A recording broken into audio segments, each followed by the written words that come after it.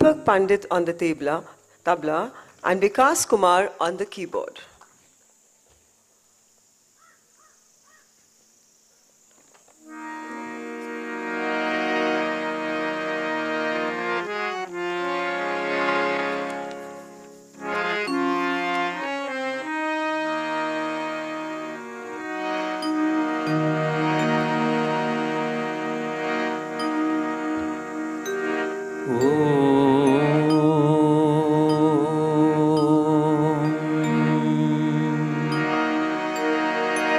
स्वस्ति पन्था मनुचरेम सूर्या चन्द्रमसाविव पुनर्ददताग्नता जानता संगमे मही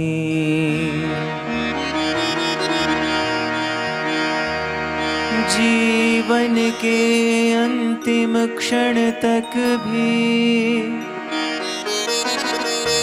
नाथ सुपथ पर मुझे चलाना भूल कर यदि कभी जाऊं कुपथ पर खींच मुझे तुम वापस लाना खींच मुझे तुम वापस लाना।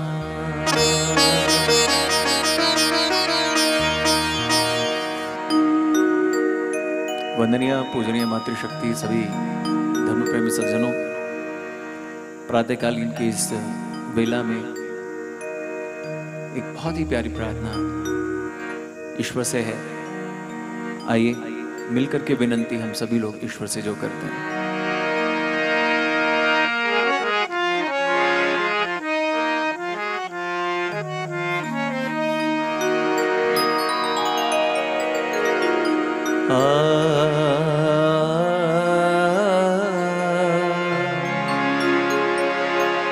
रे गा मा पा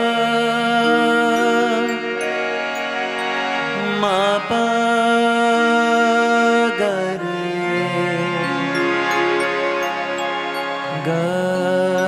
रे नि धा सा।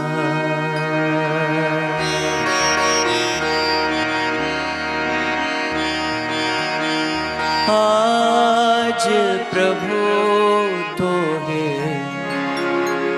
विनती सुनाओ, आज प्रभु तो है विनती सुनाओ, विनती सुनाओ तो हिर जाओ, विनती सुनाओ तो गिर जाऊं। मिलके आज प्रभु तो है विनती सुनाओ, आज नाथ तो है विनती सुनाओ।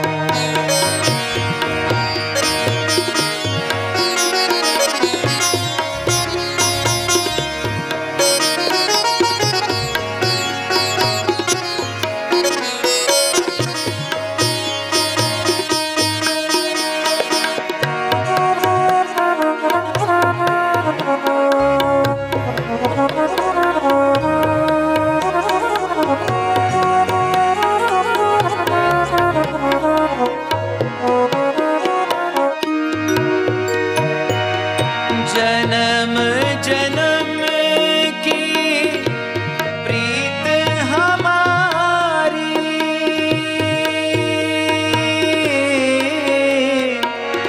जन्म जन्म की प्रीत हमारी बिछुड़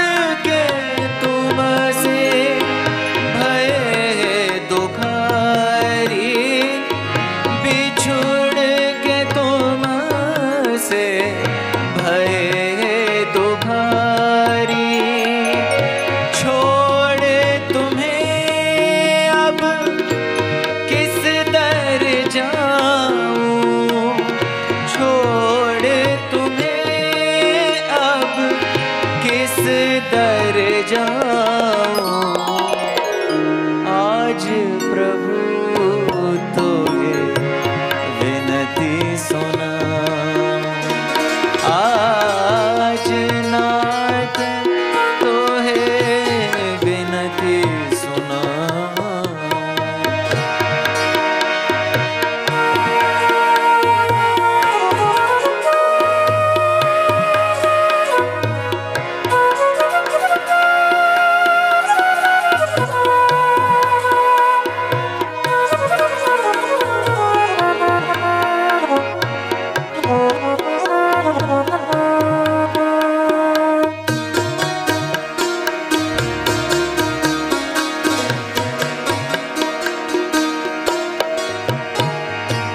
क्या है नाता तुमसे दाता, माता पिता तुम बंधु भ्राता।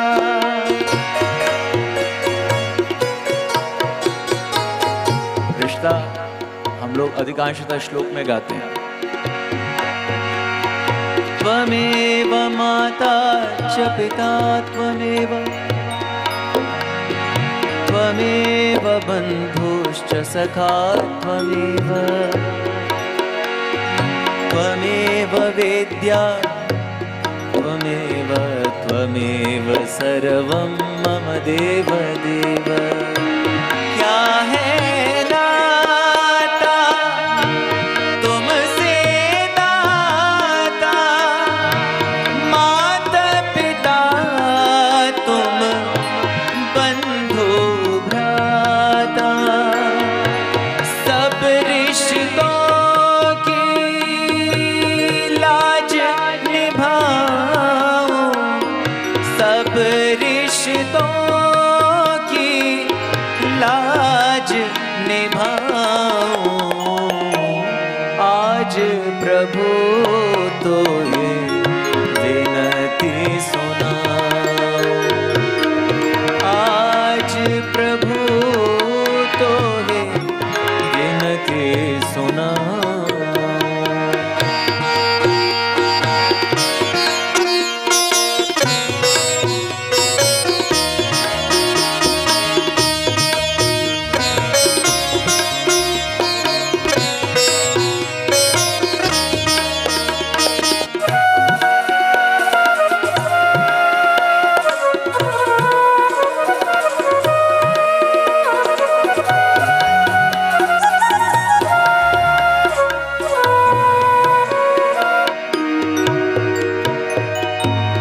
दर्श बिना ये प्यासे नैना, प्यासे नैना।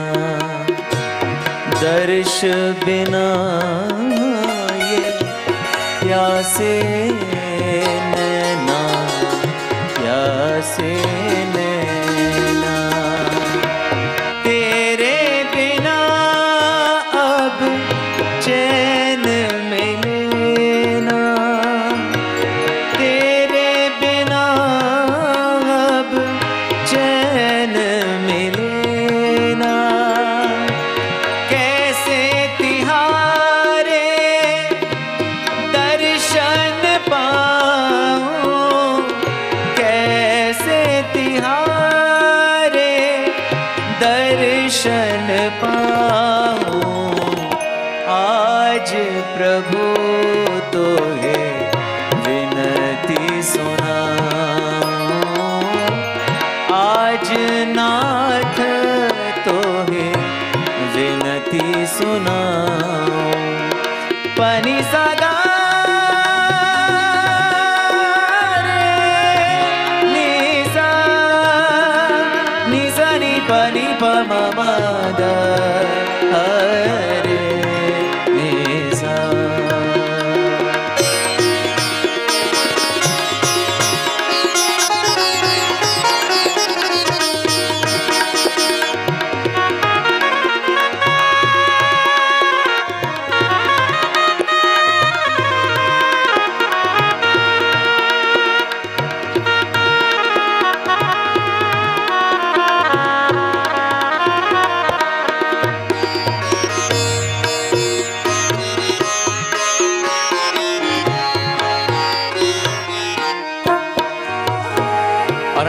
दिया।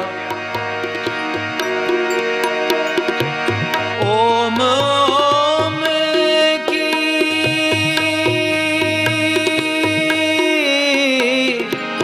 रटन लगी है, ओम ओम की रटन लगी है, मेरी अविद्या मिटने लगी है, मेरी अविद्या मिटने लगी है। अमृत रस अब किस विधि पाऊं, अमृत रस अब किस विधि पाऊं। मिलके पंक्तियां एक साथ। आज प्रभु तो है विनती सुना, आज नाथ तो है विनती सुना, विनती सुना तो हे रिझाऊं, विनती सुना तो हे रिझाऊं। आज प्रभु तो हे विनती सुना, आज नाथ तो है विनती सुना।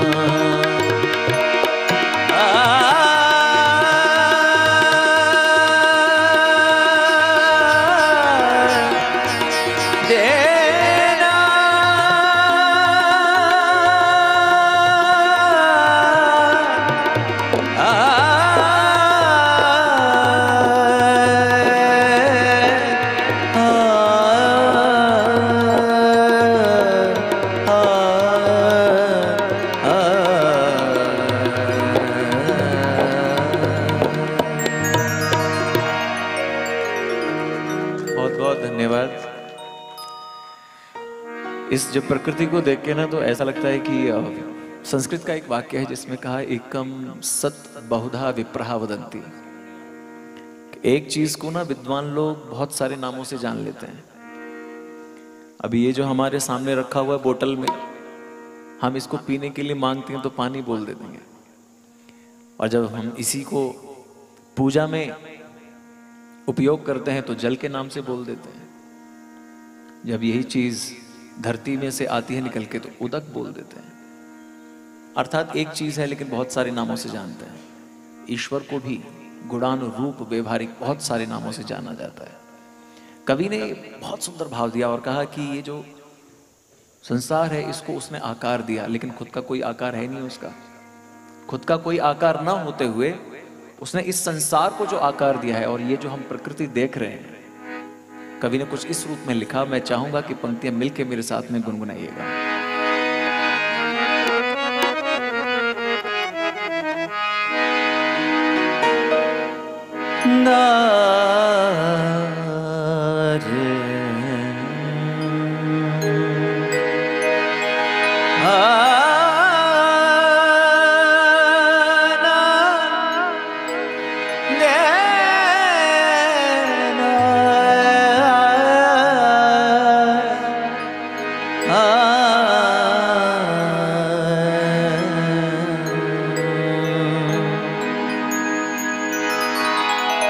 परम पिता परमेश्वर तूने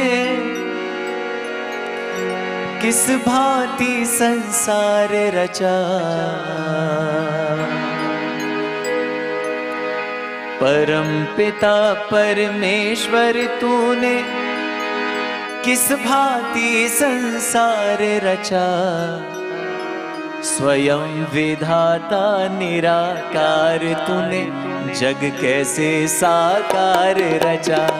स्वयं विधाता निराकार तूने जग कैसे साकार रचा। परम पिता परमेश्वर तूने किस भांति संसार रचा, स्वयं विधाता निराकार तूने जग कैसे साकार रचा। स्वयं विधाता निराकार तूने जग कैसे साकार रचा। परम पिता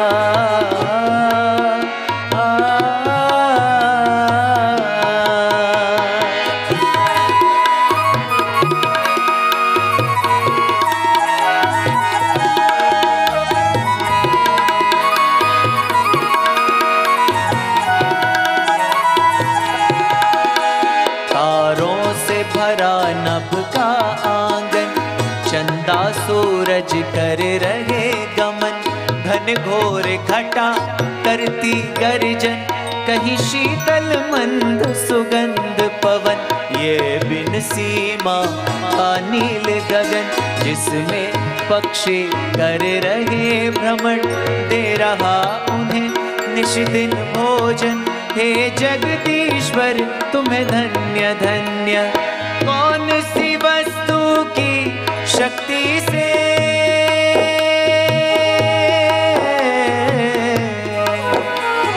कौन सी वस्तु की शक्ति से सब कुछ सर्वाधार रचा। स्वयं विधाता निराकार तूने जग कैसे साकार रचा। स्वयं विधाता निराकार तूने जग कैसे साकार रचा।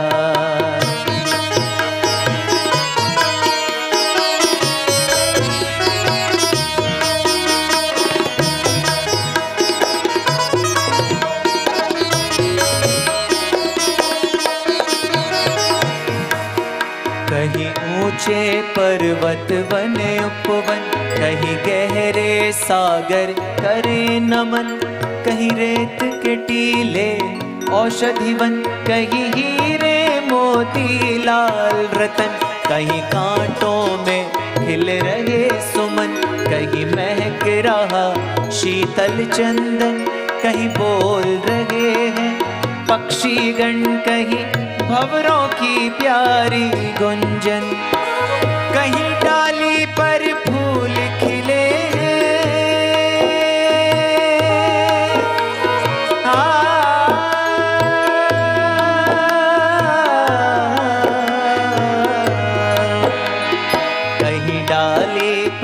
फूल खिले और फूल के नीचे खार रचा।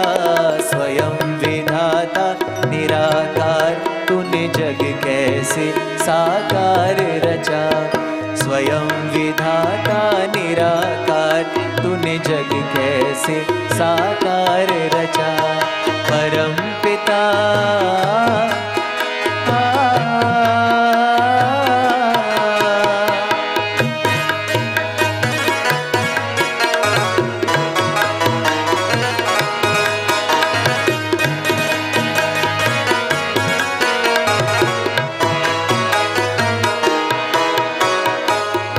ने ये जो शरीर की संरचना की है इस रूप में भाव दिया। कितने सुंदर क्या कहना, इस मस्तक में दो नैना। बिना तेल इन दो दीपों का आठों पहर जलते रहना।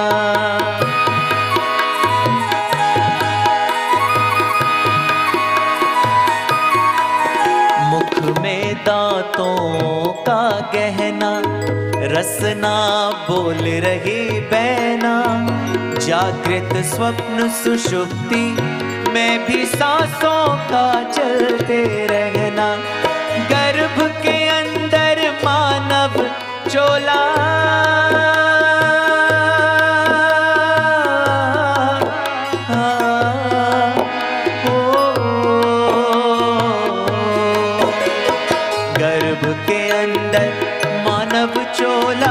बिना किसी औजार रचा। स्वयं विधाता निराकार तूने जग कैसे साकार रचा। मिलके स्वयं विधाता निराकार तूने जग कैसे साकार रचा तूने जग कैसे सा। क्या बात।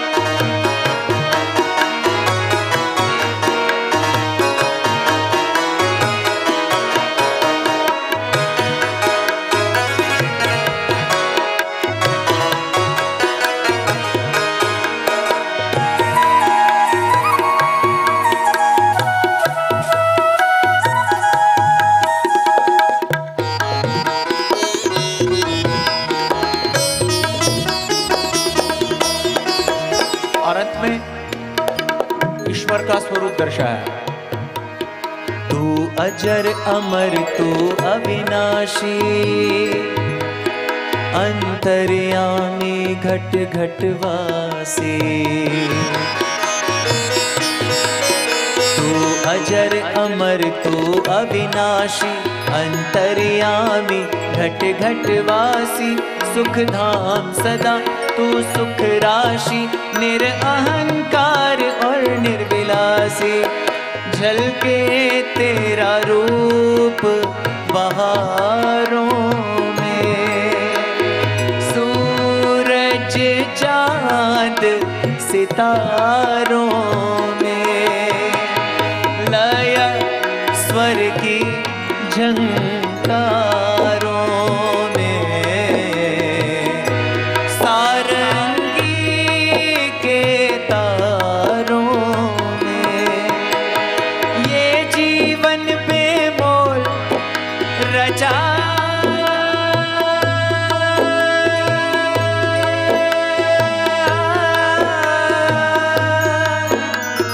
ये जीवन बेमोल रचा। जीवन का सच्चा सार रचा, स्वयं विधाता तूने जग कैसे सा। मिले साथ। स्वयं विधाता निराकार तूने जग कैसे साकार रचा। फिर से। स्वयं विधाता कार तूने जग कैसे साकार रचा। तूने जग कैसे साकार रचा। तूने जग कैसे साकार रचा। स्वयं विधाता तूने ये जग कैसे साकार रचा।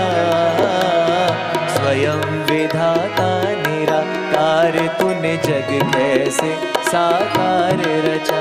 तूने जग कैसे साकार रचा। तूने जग कैसे साकार रचा।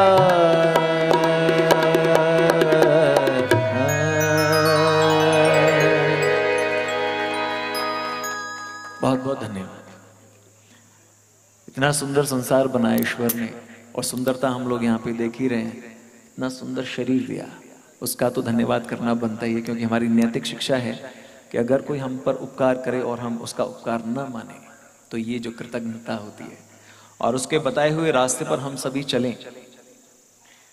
लेकिन व्यक्ति का ये स्वभाव है। खैर, तो वो कवि ने भाव लिखे हैं। एक समय जीवन में ऐसा आता है, ऐसा लगता है कि ओहो सारा जीवन तो ऐसे ही चला गया। आप कुछ ईश्वर की भक्ति के, आध्यात्मिकता के, सेवा के, जो परोपकार के कार्य कर लिए जाएं, लेकिन शरीर इतना शिथिल होता है कि हम वो कार्य करने में असमर्थ हो जाते हैं। सीधे बैठने में असमर्थ होते हैं तो योग साधना करने में असमर्थ हो जाते हैं, और बाकी के कार्य करने में असमर्थ हो जाते हैं। तब एक भावना आई कि तड़पत हूं दिन रैन। फिर वो जो तड़पन है ना, वो कवि ने डालने की जो कोशिश की है, वो प्रयास है। आइए उस भाव से जुड़ने का प्रयत्न कीजिएगा।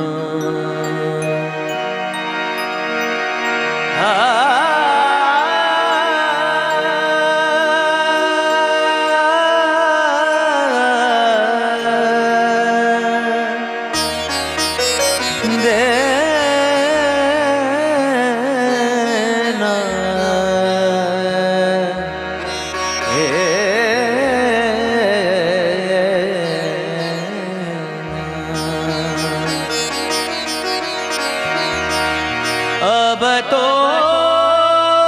प्रभु मोहे आन उभारो,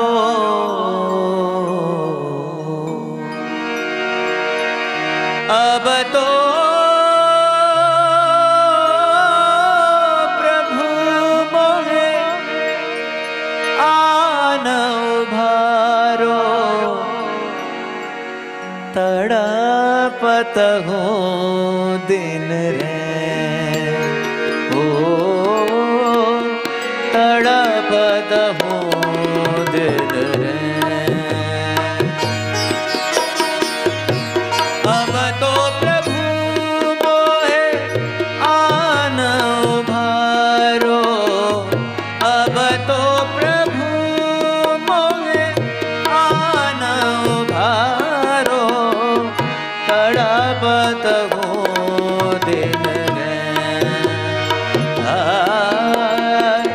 तड़पत हूँ दिन रैन।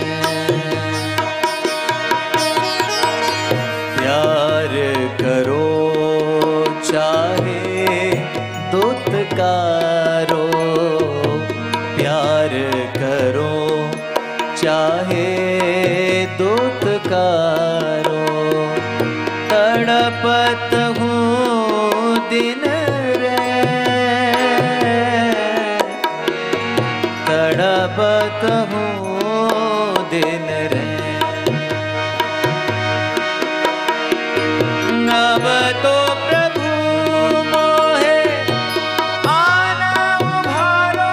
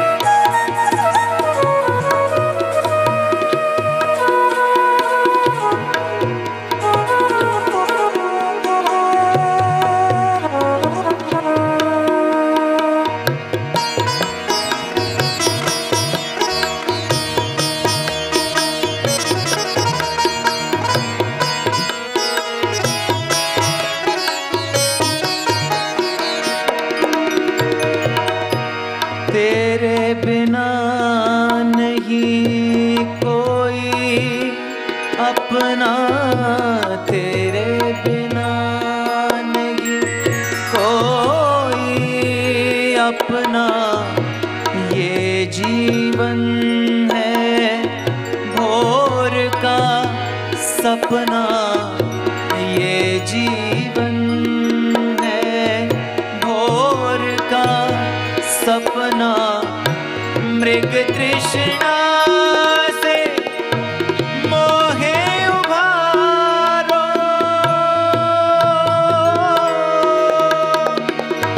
मृग तृष्णा से मोहे उभारो, तड़पत हूँ दिन रैन,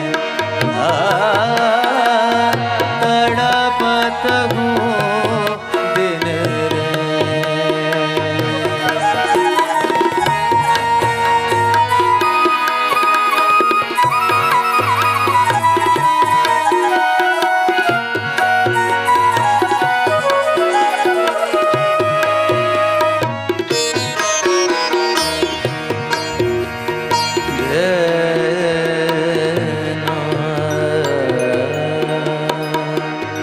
अंग अंग है मेरा विकारी, पाप कर्म से जीवन भारी।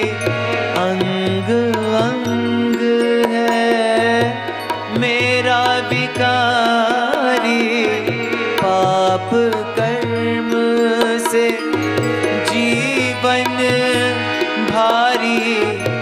काम क्रोध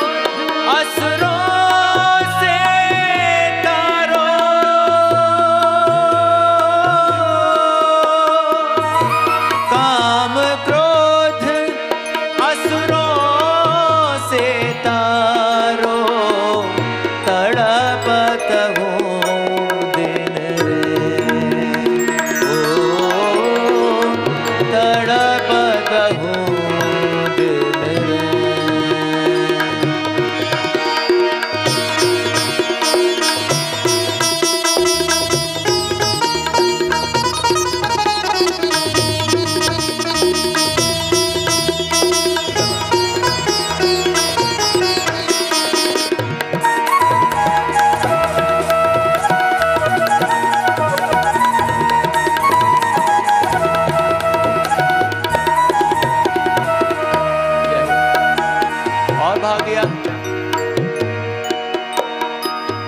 हम इन सबसे दूर क्यों हो जाते हैं? मोह माया के बंधा पाश में, राग द्वेष के रहो पास में। मोह माया के बंधा पाश में, राग द्वेष के रहो पास में। पाप की गठड़ी सर से उतारो,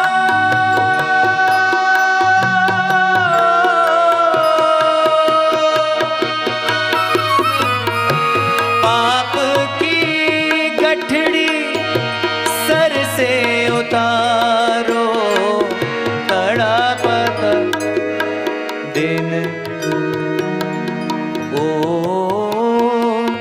तड़पत हूँ दिन रैन, तड़पत हूँ दिन रैन। तड़पत हूँ, तड़पत हूँ, तड़पत हूँ दिन रैन, तड़पत हूँ दिन रैन।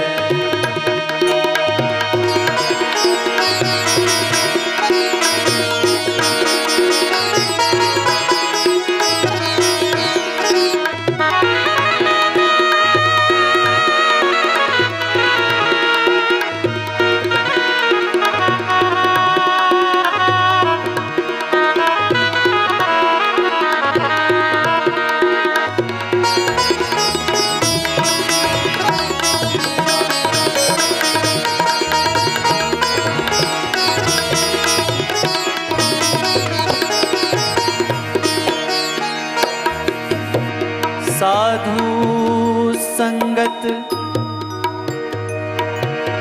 लागे ना प्यारी,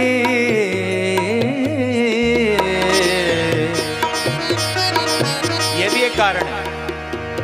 ये जो मनवा राम है, जिसको मन कहते हैं हम लोग, जहां थोड़ा सा सुख होगा ना ऊपर ऊपर का, वहां पे अपने आप लग जाएगा। डीजे नाइट में जाएं, टॉकीज में जाएं, अपने आप मन जो लग जाता है। लेकिन अगर योग साधना में बैठना हो तो जबरदस्ती लगाना पड़ता है। और ये देखो, ये स्वभाव है मन का कि जहां इसको जबरदस्ती लगाना पड़े वहां जान लेना कि वहां आत्मिक आनंद का विषय है, दीर्घकालिक। और जहां अपने आप लग जाए वो क्षणिक सुख है, उतनी ही देर का या थोड़े से और समय का। कवि ने कुछ इस रूप में लिखा है, साधु संगत लागे न प्यारी, इच्छाओं की लगी है बीमारी। इच्छाओं की लगी है बीमारी। ओम रसायन से उपचारो,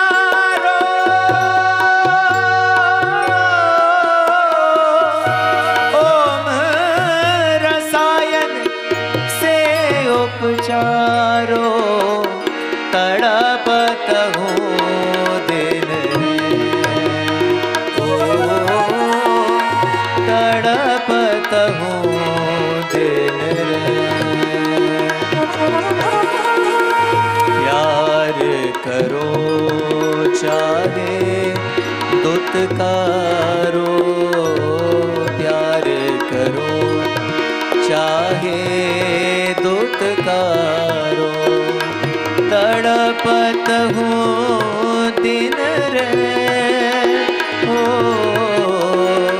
तड़पत हूँ दिन अब तो प्रभु मोहे आना भाए।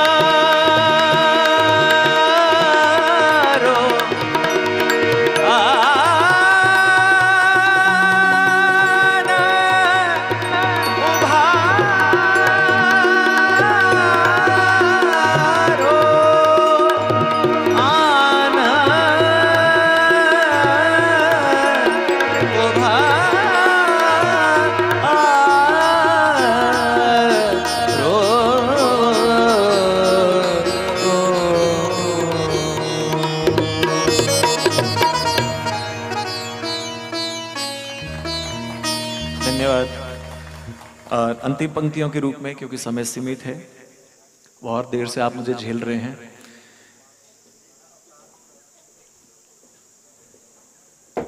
शास्त्र का एक भाव है और उसमें कहा, योग दर्शन में महर्षि पतंजलि जी जो दर्शाते हैं और कहते हैं, तपः स्वाध्याय ईश्वर प्रणधानानि क्रिया योगा।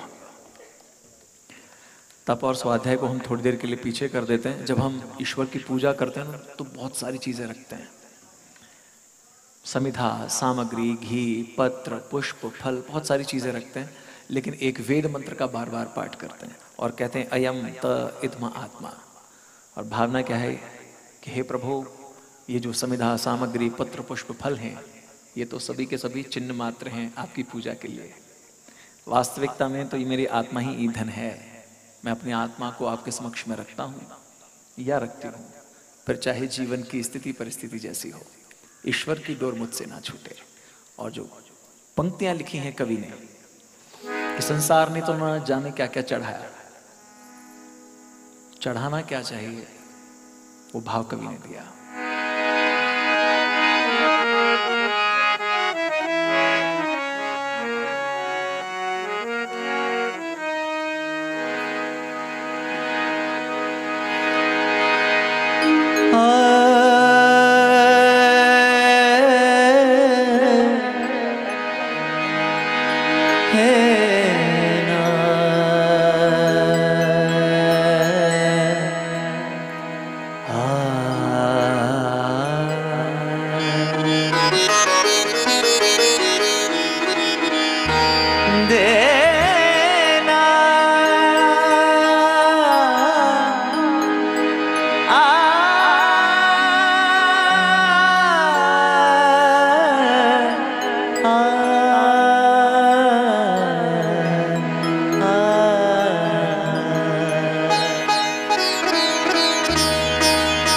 दुनिया ने चढ़ाए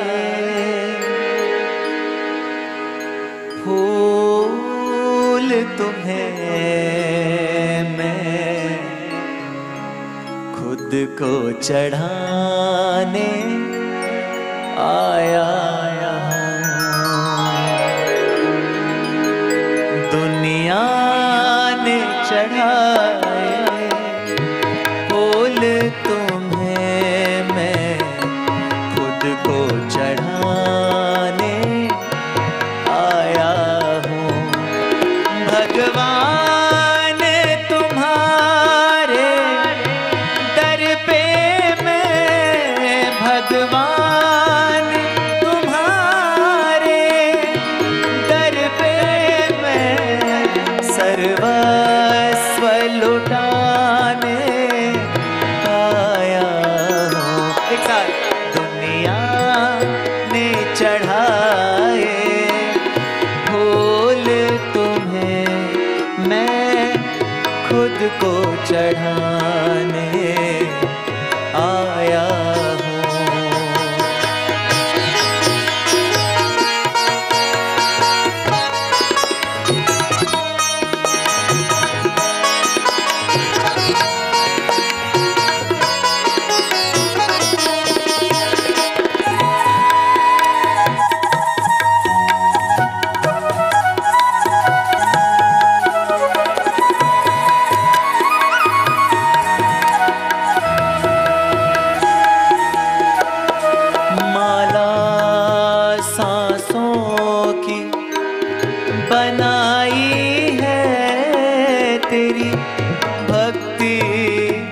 उसमें समाई है माला माला माला माला माला सांसों की बनाई है तेरी भक्ति उसमें समाई है तेरी प्रेम की जलती ज्योति में तेरी प्रेम की जलती ज्योति में अभिमान जलाने आया हूँ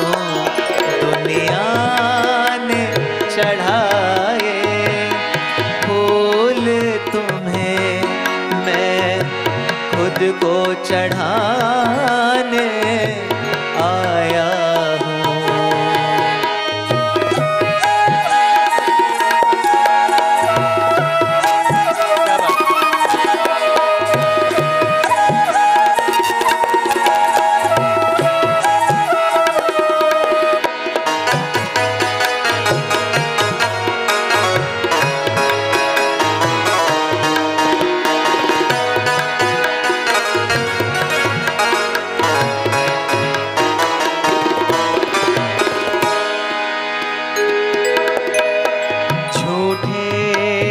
जग की झूठी माया, साचा सुख तेरे दर पाया। झूठे जग की झूठी माया, साचा सुख तेरे दर पाया। हृदय से लगा लो मेरे पिता, हृदय से लगा लो मेरे पिता।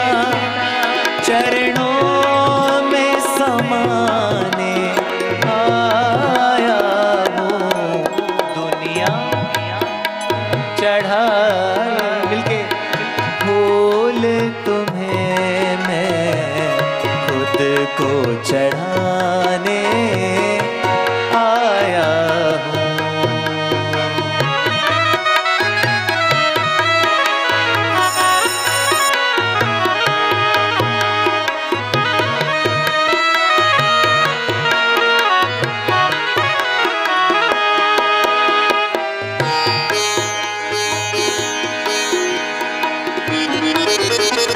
और भाव दिया अंतिम पंक्ति में,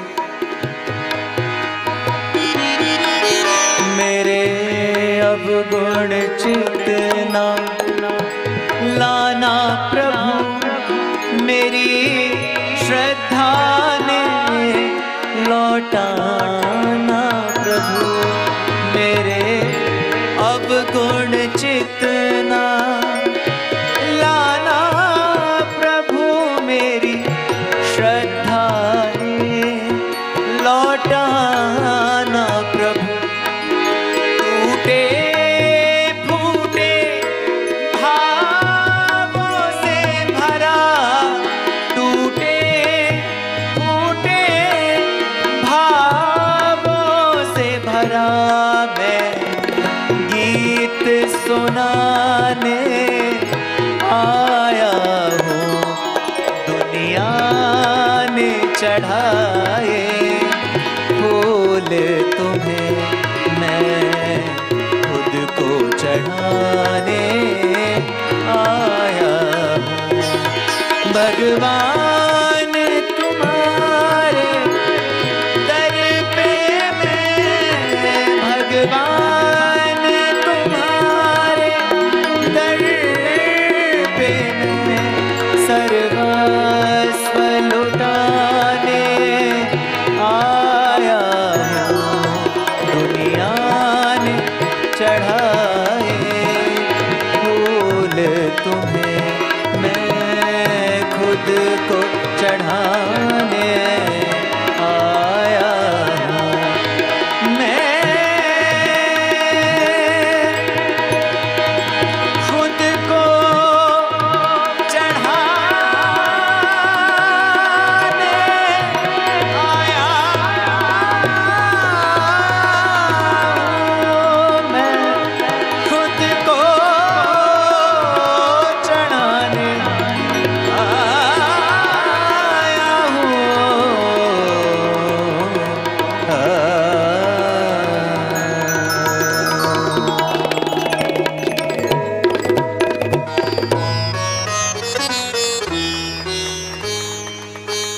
आप सभी ने बड़ी श्रद्धा से बहुत ध्यानपूर्वक मुझे सुना है।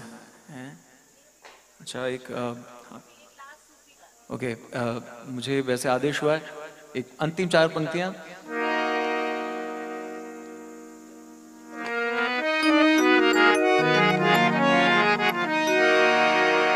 लेकिन ये पंक्तियां मिल करके मेरे साथ में गई, बहुत ही प्यारी पंक्तियां हैं।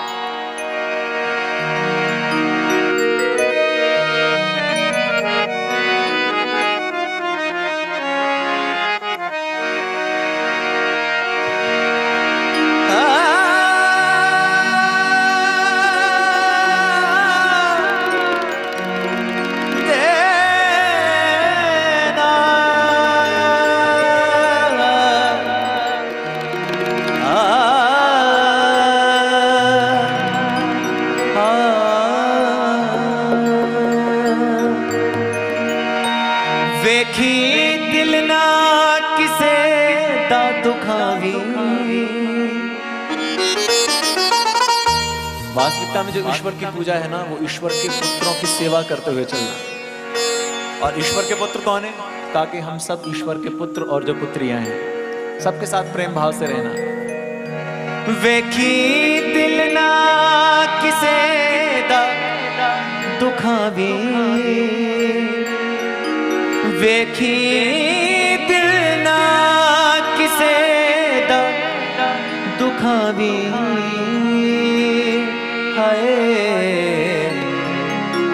दिलां विच रब वसदा,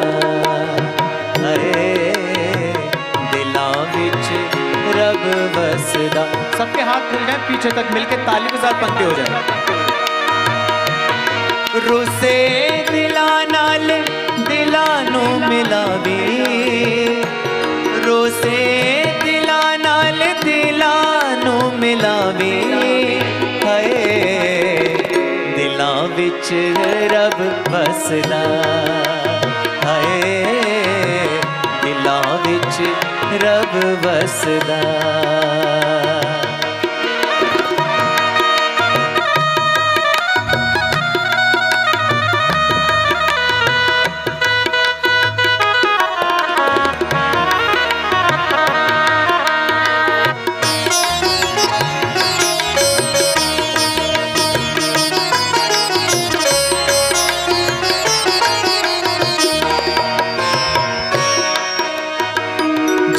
मिस्त्री ने तेनू साजिया संवारिया, जिस मिस्त्री ने तेनू साजिया संवारिया, सबनों बनाया उसे सोच ले तू प्यारिया, सबनों बनाया उसे सोच ले तू प्यारिया। ओ दे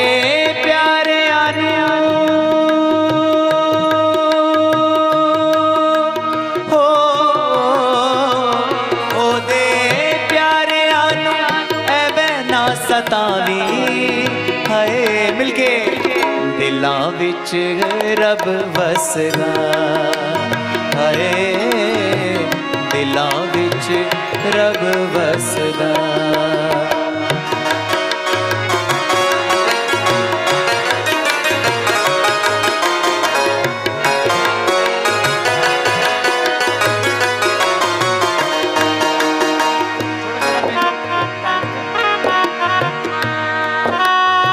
भजन तो बहुत बड़ा है, लेकिन समय की भी अपनी सीमा है, तो बस 4 पंक्तियां, वैसा हमारा जीवन हो जाए।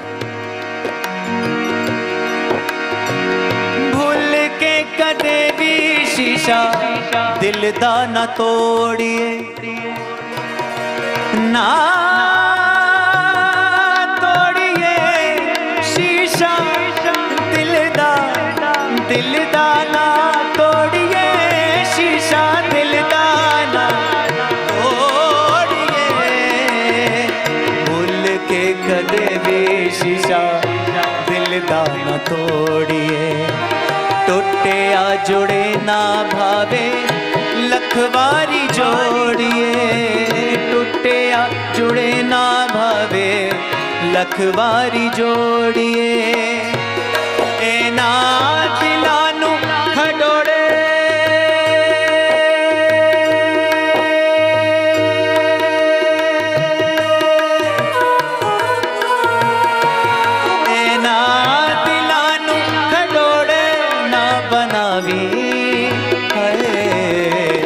दिलां विच वसदा आए दिलां विच रब वसदा।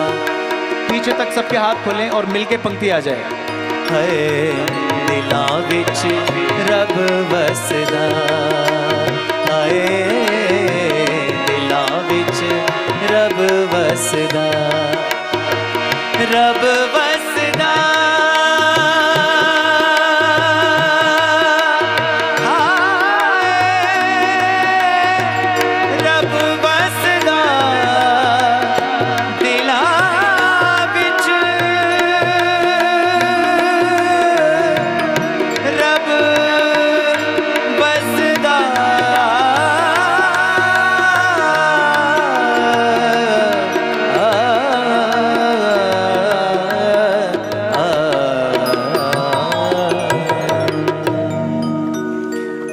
पूरा गीत फिर कभी सुनाएंगे।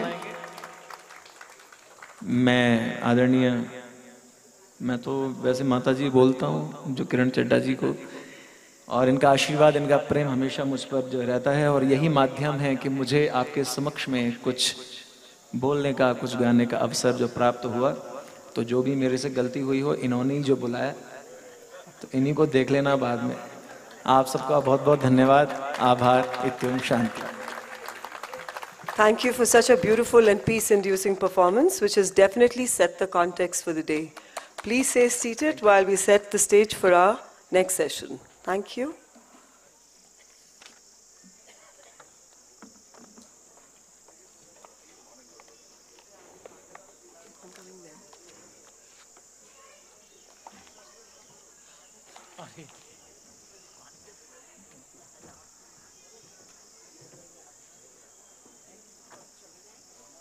बिल्कुल जाना पड़ेगा और तुरंत।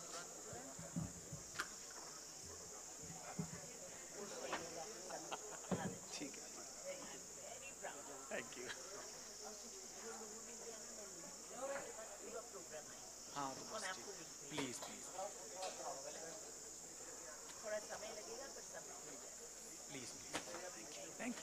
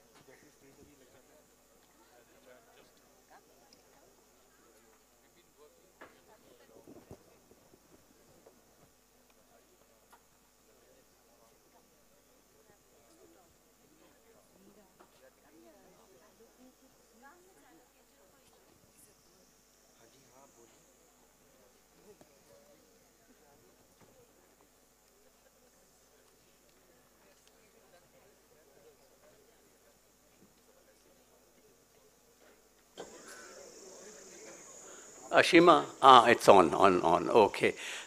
Since we have a minute or two, first I'd like to welcome everybody this morning.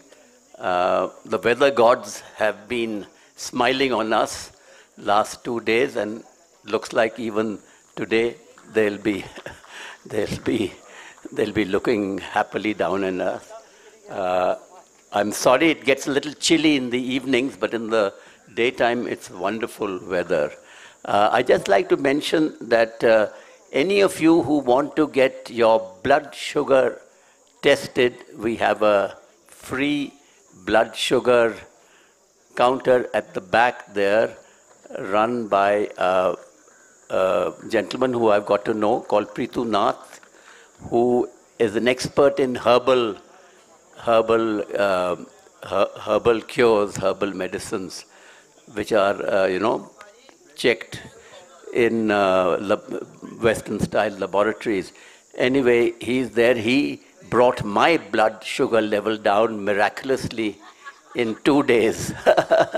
So anybody who wants to get it checked there, it's welcome. And then other person, we're expecting somebody, he'll be here the whole day.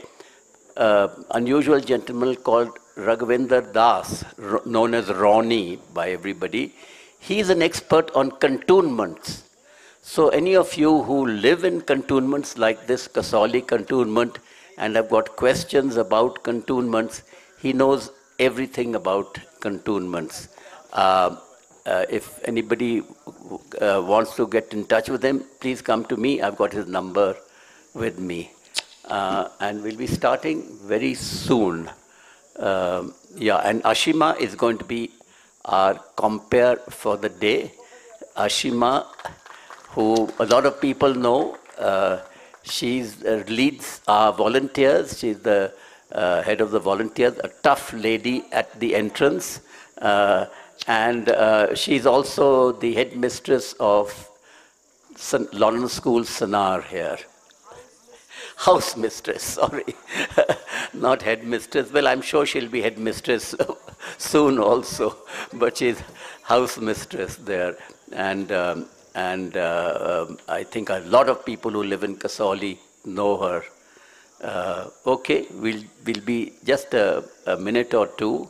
And I think our opening speaker is already here, Muzaffar Ali, the well-known Muzaffar Ali, filmmaker, designer, and a lot of and expert on Sufism also. And he has I think annual program which he probably will talk about. Good to see such a good turnout in the morning, and I'm sure more and more people are going to be coming in. Thank you. We'd like to request Mr. Muzaffar Ali and Nonika Datta to come onto the stage.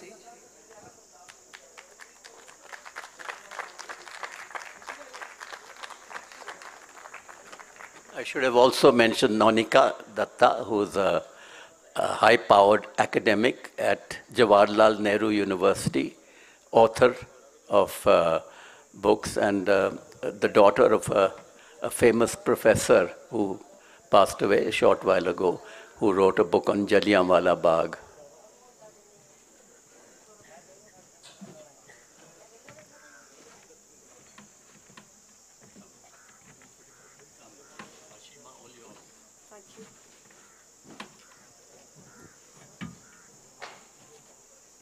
We open today's literary session with Muzaffar Ali in conversation with Nonika Datta. We are all familiar with Muzaffar Ali and his commitment to cinematography, his art, and now his book. Let's learn a little bit more about his art, his book, and a little more of him. Nonika, it's over to you.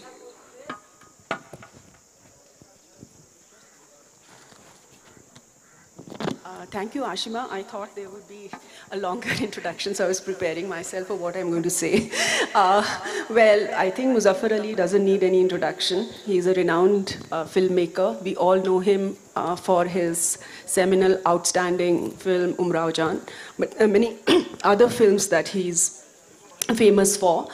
And today he's going to talk about his new autobiography, which is called Zikr. And in fact, I would not talk a lot at the beginning, but I would just say that this renowned filmmaker who's written this extraordinary autobiography, it's actually not just an autobiography. I'm a historian, so you might be wondering what I'm doing here with this highly creative, outstanding film director. Well, I mean, this book is actually a chronicle of history. It's a history of a time that we have lost, we have forgotten. And in fact, it's not the kind of history that we read in history books. It's a history that comes to us through stories. It's a history that comes to us through legends. And above all, it's a history that comes to us through memory.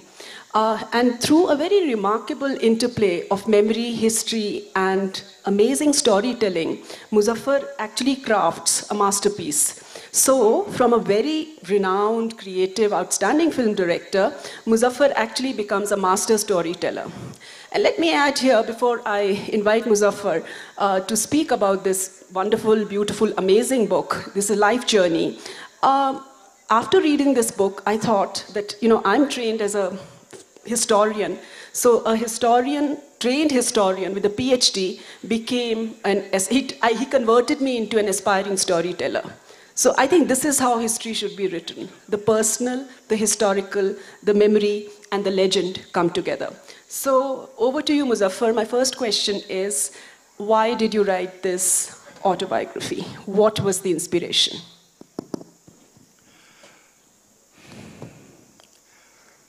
Well, it's a very easy and a very difficult question at the same time.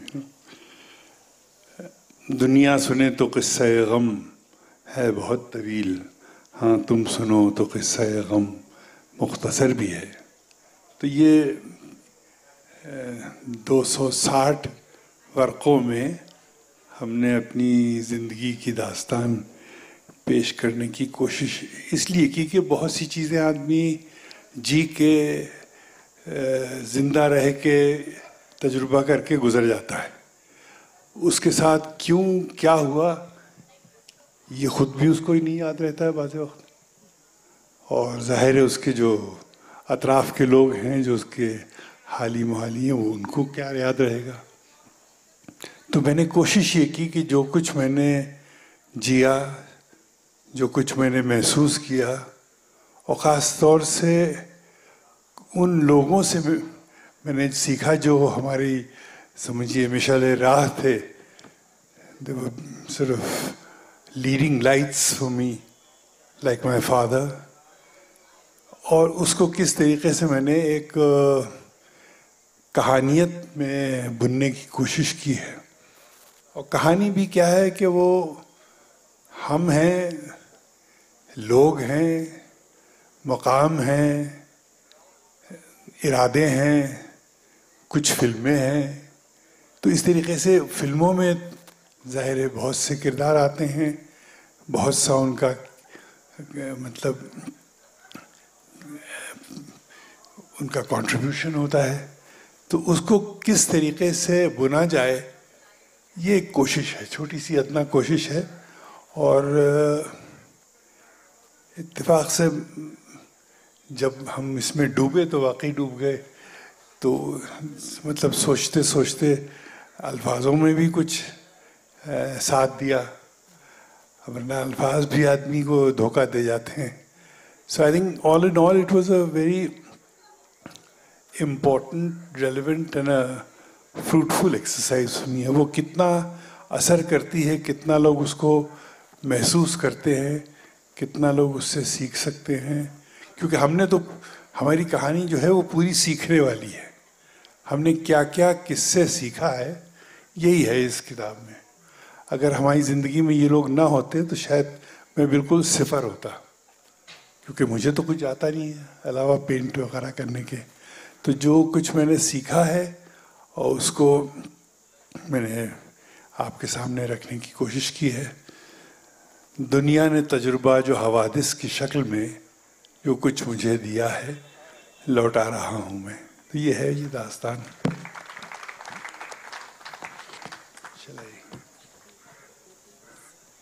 हाँ, इससे पहले कि हम आगे बढ़ें, I request Meera my wife to come and join me, and Satya Saran जी, आपने हमको inspire किया, प्रेरणा दी.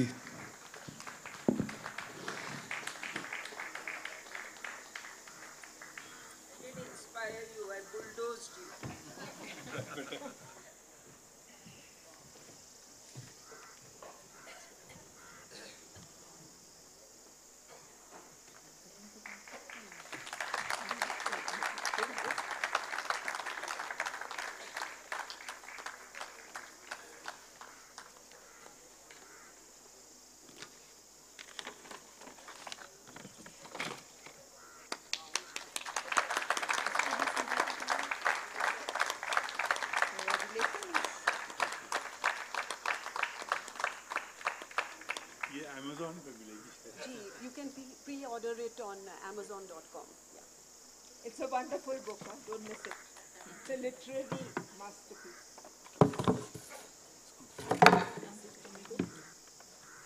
Thank you, Muzaffar. Thank you for coming and being with us.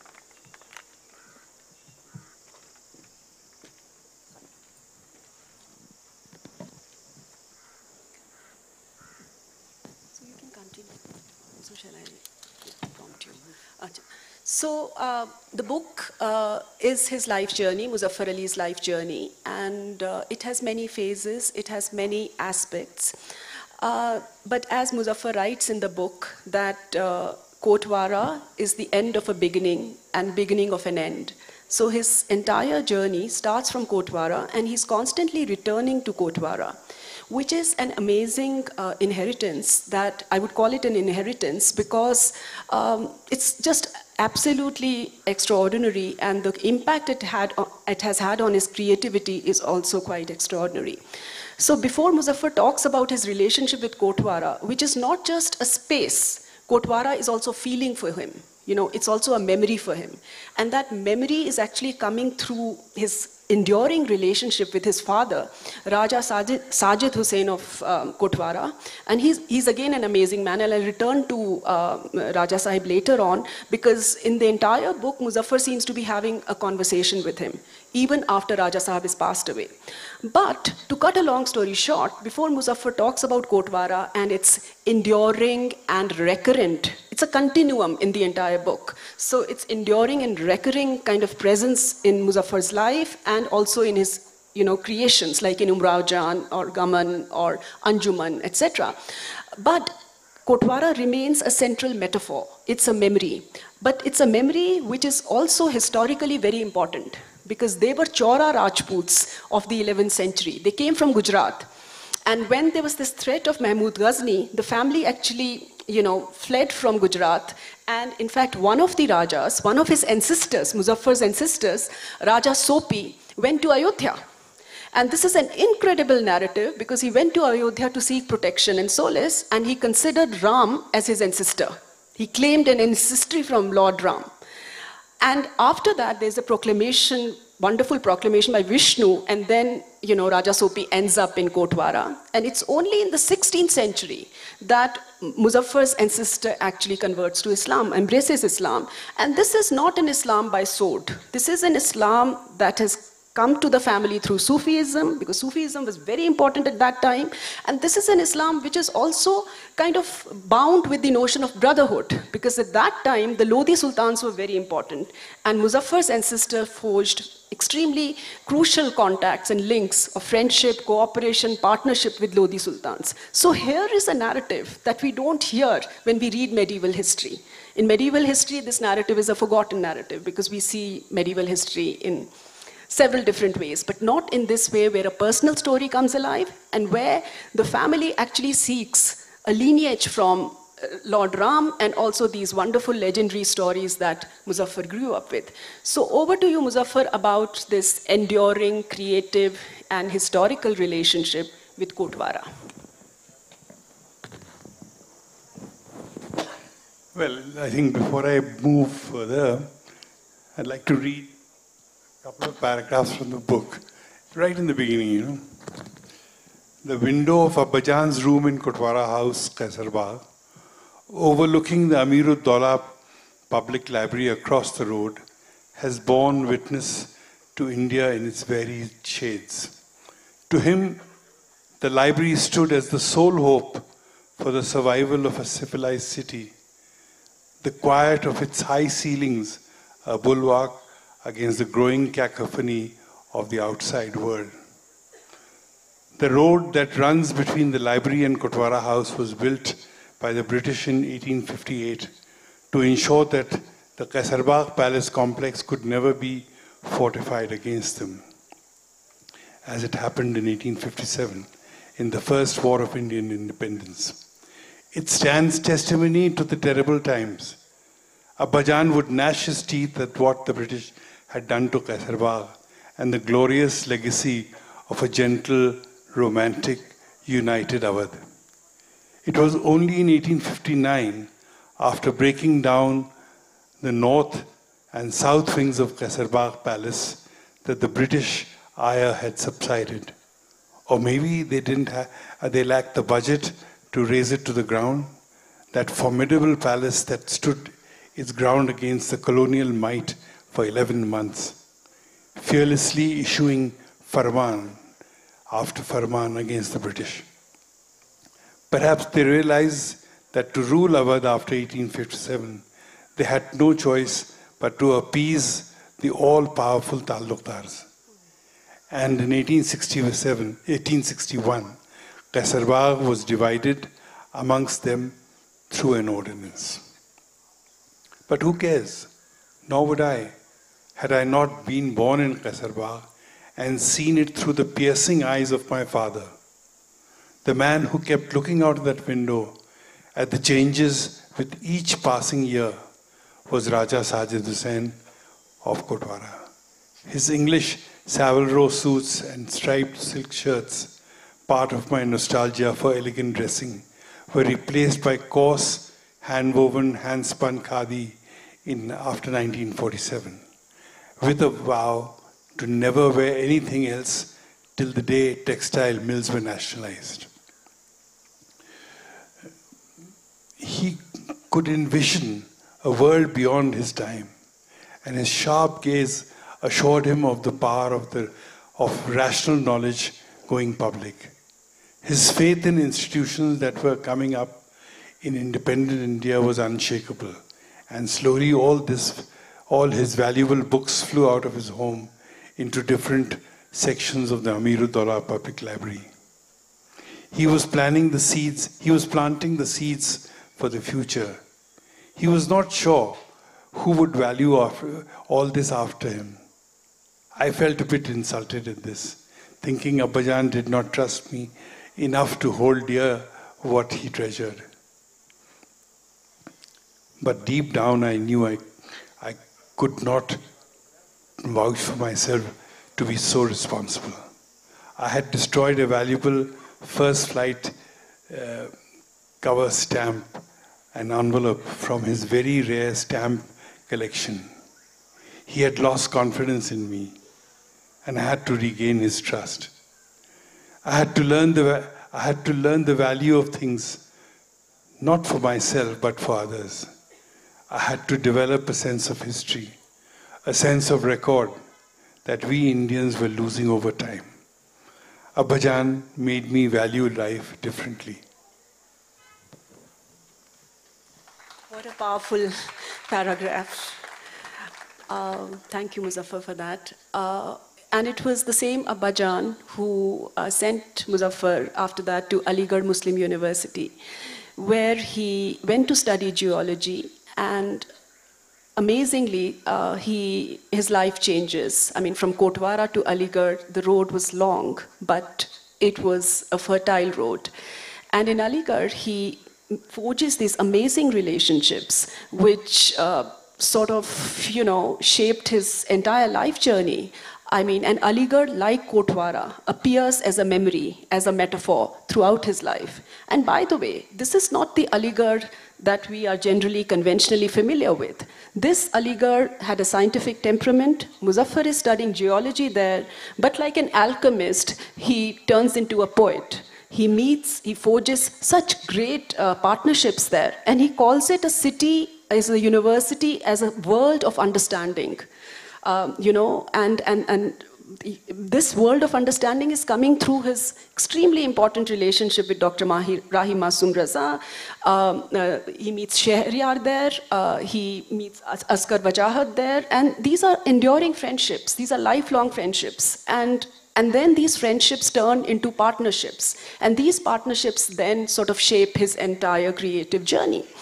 And by the way, in Aligarh also Muzaffar discovers Faiz through the texts. And this is also the Aligarh of Maulana Hasrat Mohani, and he was he was the one who coined this famous slogan, Inqilab Zindabad, which today still resonates with us. So this kind of scientific, progressive Aligarh that Muzaffar got connected with played an immensely important role in his life. But before I ask Muzaffar to share his journeys, because these are not journeys, these spaces like Kotwara, Aligarh, and then later Calcutta are feelings for him. These are memories and feelings for him, because they shape his life journey. In Aligarh, from a geologist, he turns into a poet. And then he moves to Calcutta. And this is the Calcutta where he meets Satyajit Ray. But this is not the Ray only. This is the Ray of Shatranj Ke Khiladi. But in Calcutta, he also retraces the steps of Gauhar Jahan. You know, the beautiful, creative, highly intelligent, and brilliant courtesan of the 19th century. And in Calcutta, he also retraces the steps of Wajid Ali Shah, who has been incarcerated and exiled in Matia Burj. So these kinds of zikr, these kinds of memories that connect him to these spaces and these feelings sort of transform his quest and transform his identity, as it were. And before I stop, I would also like to say that there were two other kind of influences while he's making these extraordinary journeys from Kotwara to Aligarh to Calcutta. The impact of two very important historical moments which are absolutely crucial to modern history. And again, they are not coming from a very conventional understanding of these historical events, but through his, again, memory and his creative engagement with these spaces. One is 1857, as he pointed out while reading that passage. And this is the 1857, which is not the 1857 as just a war of independence, but this is the 1857 in which Awadh was at the forefront. And Muzaffar's own great-grandfather, Raja Mujizuddin Khan, Nawab Mujizuddin Khan, who was the Nawab of Muradabad, was brutally killed by the British in 1857. So that memory, which again we see in Umrao Jan, is being re-invoked and recreated in Umrao Jan, is juxtaposed with his memory of 1947. He was a little boy in 1947, but what his family faced, because you know, we hear of partition of Bengal and Punjab, but we don't hear the partition, the impact it had on Awadh. Awadh got really fractured. The families were divided, and Muzaffar's own uncle, Dr. Ehsan Farooqi, who was a very famous professor of English literature at Lucknow University, moved to Pakistan. So all these traumas played out beautifully in his creative journey, but they are also feelings and memories that he's constantly working with. Like he's working, you know, this is very zarkhes, ये दर्द बड़ा zarkhes होता है. और बाद में मुजफ्फर जब लिखते हैं, उनकी एक फिल्म गमन में जब कहते हैं, याद के दर्द दिल में उतरते रहे, चांदनी मुस्कुराती रही. So there is a kind of a hope in that pain. So to cut a long story short again, these influences, these feelings which shape your creative journey, tell us a little bit about this, because I want people to read his book, which is a great piece of art, but I also want you to just share with us these extraordinary journeys and these feelings of Aligarh, Calcutta, Kotwara, and the impact 1857 and 1947 had on you to kind of come to grips with your own identity as a creator, and then to shape your creative kind of journey as a filmmaker.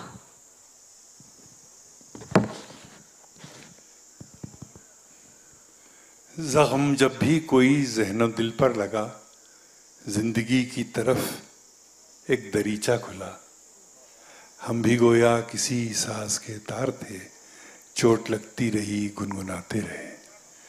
बहरहाल एक फ़न जो है उसका तजुर्बा, एक फ़नकार का तजुर्बा एक दूसरे फ़न की शक्ल ले लेता है. This is a kind of a metamorphosis which I learnt being a scientist. I mean, out of chemical reactions, out of so many things, कि जब आपको जब दर्द महसूस होता है तो वो अमूमन या तो आपको ख़त्म कर देता है या आपको एक नई ज़िंदगी और एक नए तजुर्बे की तरफ, एक नए एक्सप्रेशन की तरफ ले जाता है, एक नए फ़न की तरफ ले जाता है. तो इत्तेफाक से जब जो भी मुझे दर्द महसूस हुआ है उसको मैंने किसी फ़न में ढालने की कोशिश की. और ये किताब जो है, ये ज़िक्र, ये इसी का ज़िक्र है कि किस तरीके से दर्द जो है वो फ़न बन जाता है. और ये दर्द महसूस करने के तरीके होते हैं, तह दर तह वो दर्द आता है जाता है, दर्द आपको लोगों की तरफ ले जाता है, लोग आपकी तरफ खींचते हैं उसी आपके दर्दमंद होने की वजह से, क्योंकि दर्दमंद होना भी एक अजीब बात है। हर आदमी दर्दमंद नहीं होता है, उसको दर्द का एहसास नहीं होता है। अब ये दर्दमंद होना ये एक मुझे लगता है सूफिज्म का एक सबसे बड़ा साइन है, सिफत है कि आदमी को दूसरे का दर्द महसूस हो। जैसे मैंने आपको पढ़ के बताया कि ये चीज़ों को इकट्ठा हम इसलिए नहीं कर रहे हैं कि हमें चाहिए, ये चीज़ें लोगों के काम आएंगी, लोगों को कुछ रास्ता दिखाएंगी, लोगों की कुछ समझ रोशन होगी। तो बहरहाल जब मैं अलीगढ़ गया पढ़ने, तो मैं गया था साइंस। मेरे वालिद ने कहा कि तुम भीख मांगोगे अगर साइंस नहीं पढ़ोगे, आजकल आर्ट की कोई कदर नहीं। वैसे उन्होंने सही कहा था, आर्ट की कोई कदर नहीं है, लेकिन अब मैं क्या करूं, मेरा दर्द और मेरा दिल जो था वो आर्ट की तरफ मुझे खींच रहा था।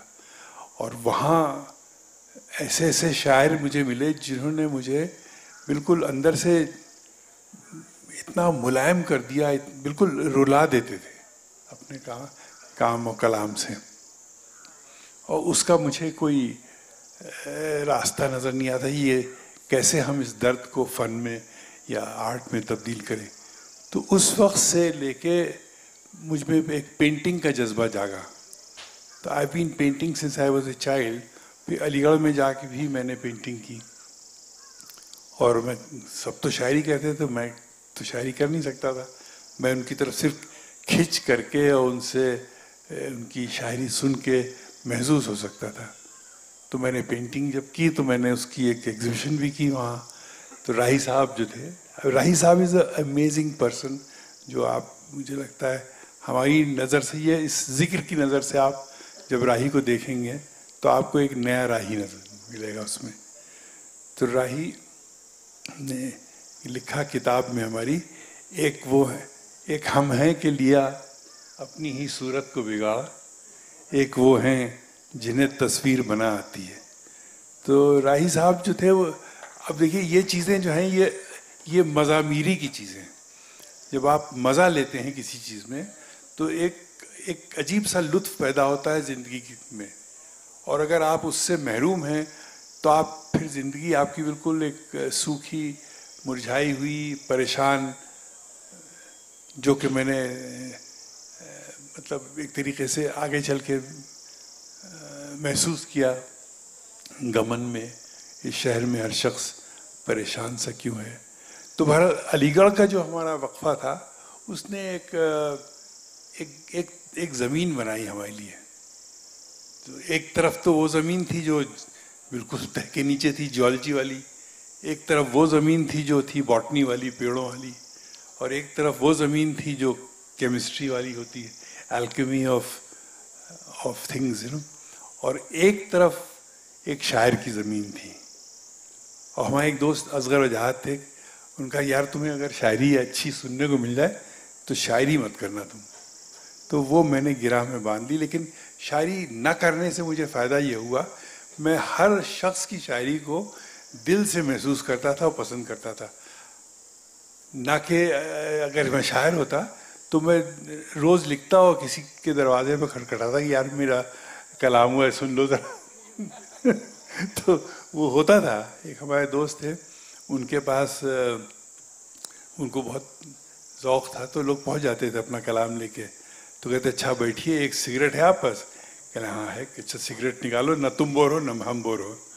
तो वो मतलब शायरी सुनाना जो है वो इट वॉज टैंटमाउंट टू किसी को बोर करना। तो I was in a distilled state, I didn't have to do that, I just had to take it as it came to me in waves, you know. And that's what really gave me a kind of that was the skyline to my artistic landscape. And when I went to Calcutta again was a very, very sensitive place. I have not, I mean, मैं तो क्या है, मैं हर जगह हर चीज़ से आशिक हो जाता हूँ। लोगों पे आशिक होता रहता हूँ, जगहों पे आशिक होता रहता हूँ, पेड़ों पे आशिक होता रहता हूँ। तो कलकत्ते पे मैं आशिक हो गया, और जैसे गालिब ने कहा, कलकत्ते का जो जिक्र किया तूने हमनशी, वो तीर मेरे सीने पे मारा कि हाय हाय। तो कलकत्ते का मामला जो था उसमें मुझे बहुत कुछ दिया। एक तो सबसे बड़ी चीज़ मुझे मिस्टर रे की सोहबत दी, चाहे वो दूर से दी, और मुझे उनके दिमाग में थोड़ा सा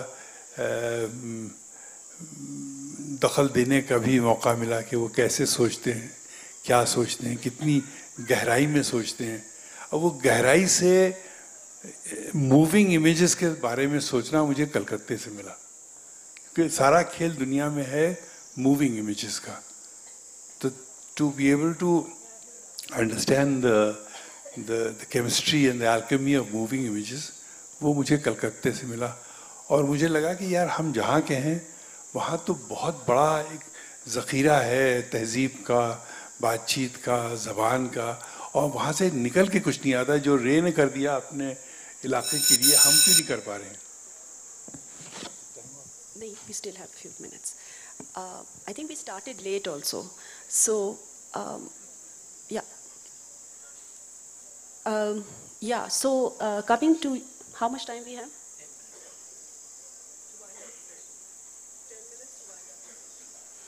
So just let me come to your main artistic creation, Umrao Jan, which is again drawing on your nostalgia for Awadh. But this is not just a nostalgia, because you say that Awadh is both a nostalgia and a metaphor for hope.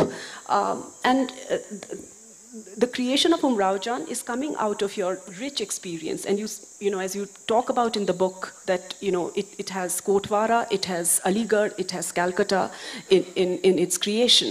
But this is also a highly historical piece of creation based on Ruswa Hadi Ruswa's seminal novel in 1899, which was translated by Mirza Hadi Ruswa's seminal novel in 1899, Umrao Jan Ada, which was translated by Khushwant Singh in English.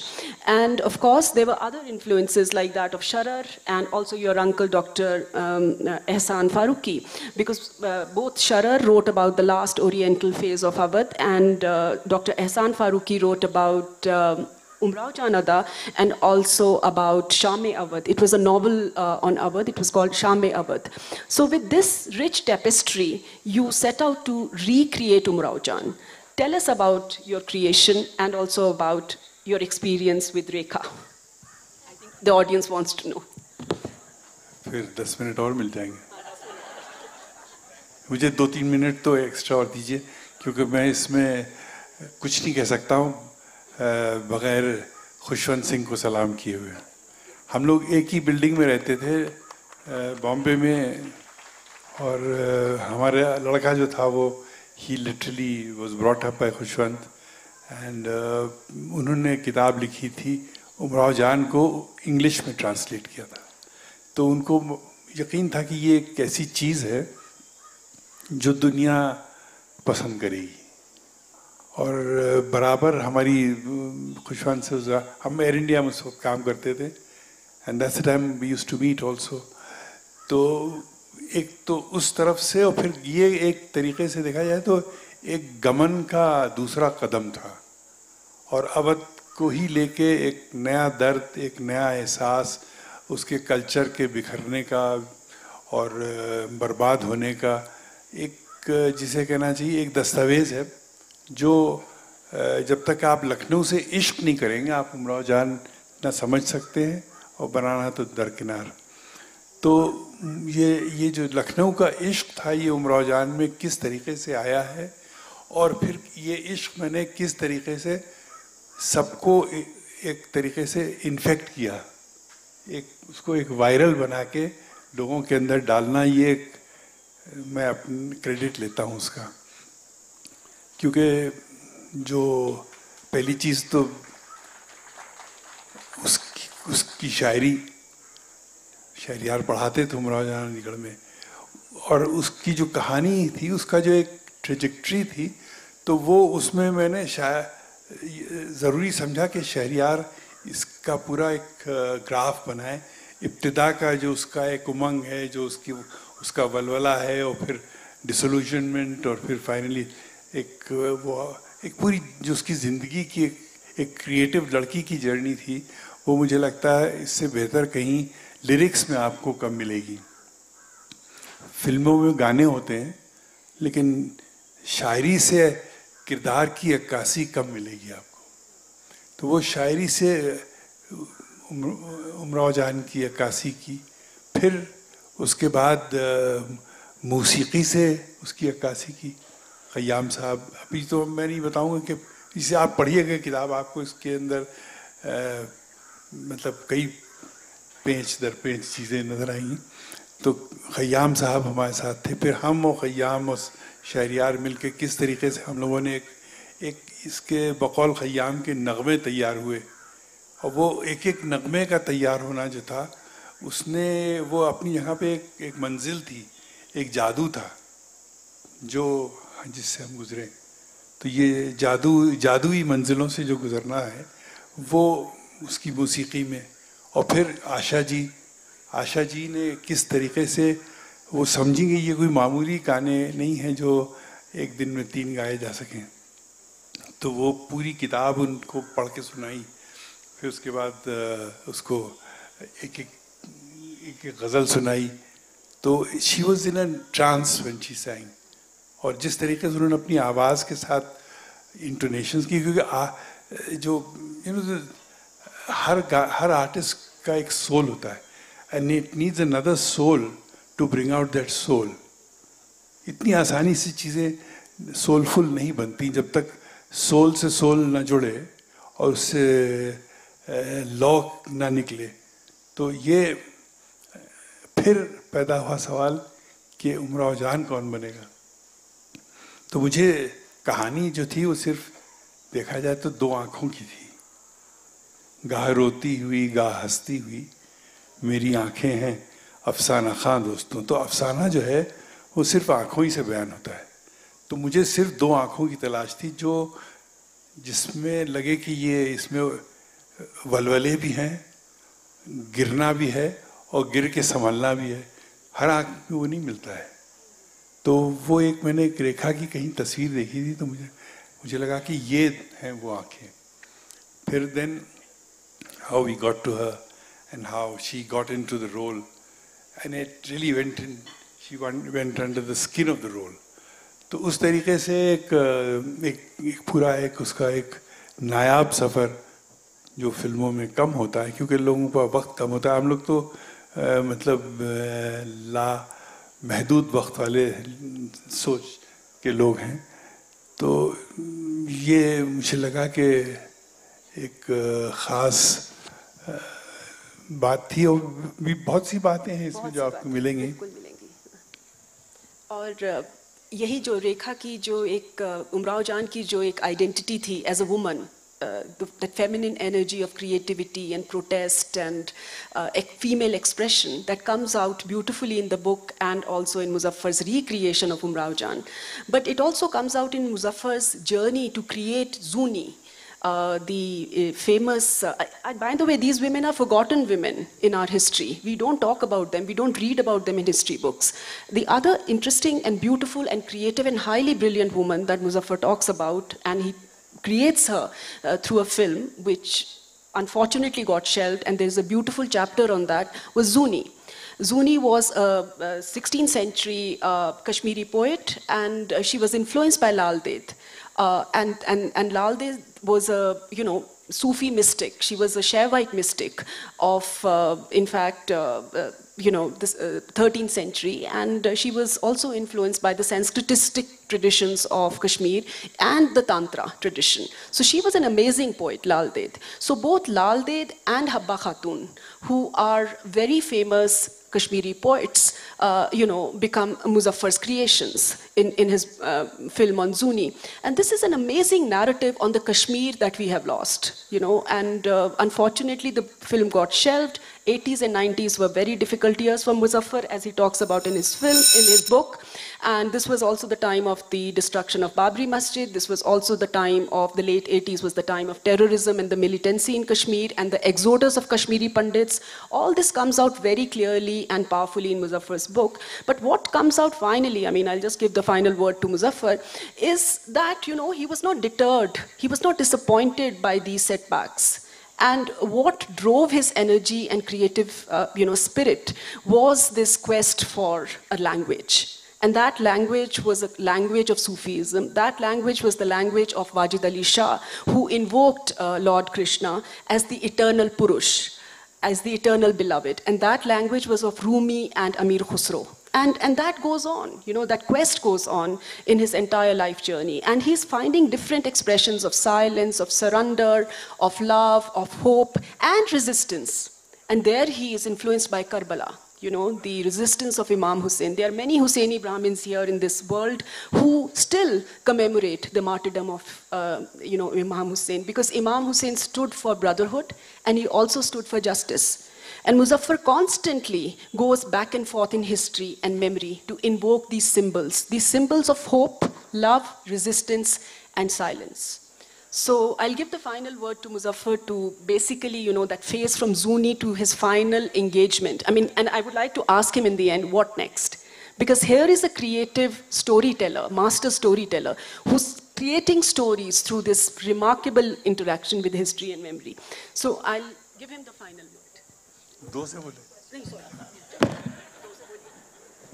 अब आप सारे जख्म एक सुहानी सुबह में उधेड़ के रख देंगी तो फिर लोग परेशान हो जाएंगे लेकिन क्या है एक औरत से बेहतर ज़माने और इंसानियत का दर्द की अक्कासी नहीं कोई कर सकता है जो औरत कर सकती है वो कोई नहीं कर सकता तो हालांकि मैंने अपने वालिद से बहुत कुछ सीखा लेकिन अपनी माँ से भी बहुत कुछ सीखा उसके अलावा मैंने हर औरत से सीखा है जीना सीखा है लड़ना सीखा है हुस्न पैदा करना सीखा है हुस्न की परवरिश करना सीखा है और यही हमारा कल्चर है और इसी का जिक्र हमने इस किताब में किया है और मुझे लगता है घंटी बज चुकी है और इसके बाद आप लोग पढ़ेंगे नहीं किताब को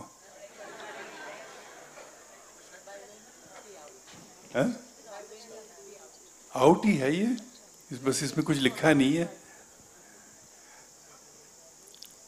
अब क्या बताएं जी कुछ फरमा रही हैं आप We don't have time for question answers now. Can you give it? We don't have time.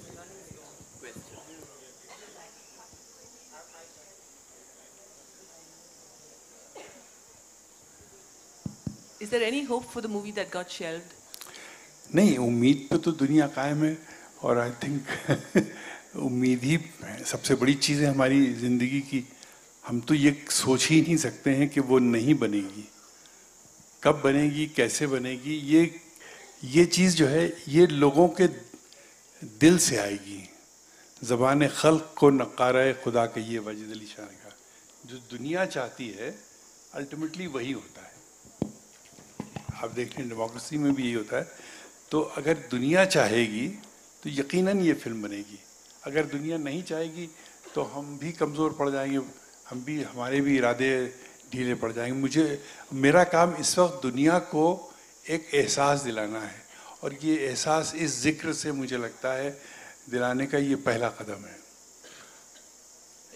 फैज़ का एक शेर है हम परवरिश लौह कलम करते रहेंगे जो दिल पे गुजरती है रकम करते रहेंगे हाँ तलखी है याम अभी और बढ़ेगी हाँ अहले सितम मश्क सितम करते रहेंगे Muzaffar, the Islam that you evoke is very different from the Islam that people now think of. How do you think we can bridge that gap? There's a big gap between the Islam that you talk about, you know, poetic, peaceful, reconciliation, and the Islam that is in the popular imagination now. देखिए आपके वालिद साहब का एक शेर, उससे शेर सुनाते थे हमको when I was making Zuni कि जुनू का दौर है, this is खुशवंत, जुनू का दौर है किस किस को जाएं समझाने, यहाँ भी अक्ल के दुश्मन वहाँ भी दीवाने। लेकिन मतलब ये ऐसा है कि तसव्वुफ ने हमको एक रास्ता दिखाया है मोहब्बत का। हो सकता है इसलिए कि हमारी वालदा जो थी वो डायरेक्ट डिसेंडेंट थी बाबा फरीद की, तो हमारे अंदर वो खून भी है जो इस मोहब्बत को लेके आगे चल रहा है। और जब तक के लोगों को इश्क और मोहब्बत का गहराई से एहसास नहीं होगा, तब तक क्या इस्लाम और क्या हिंदुज़म और क्या सिखिज़म, सारा खेल तो इश्क और मोहब्बत का है ना। आप मज़हब की बात कर रहे हैं, मज़हब की तो कोई औकात ही नहीं। मज़हब तो एक आदमी को एक पिंजड़े में बांध के रखने वाला कैद खाना है, लेकिन इश्क और मोहब्बत जो है वो इंसान को परवाज़ पे आमादा करती है। और परवाज़ पे आमादा होना जो है वो हम लोगों का एक आर्टिस्ट का बहुत बड़ा इंस्पिरेशन है, both to drive me and also to make others take to it. Thank you very much. Unfortunately, due to paucity of time, we can't open up a question and answer session. So thank you.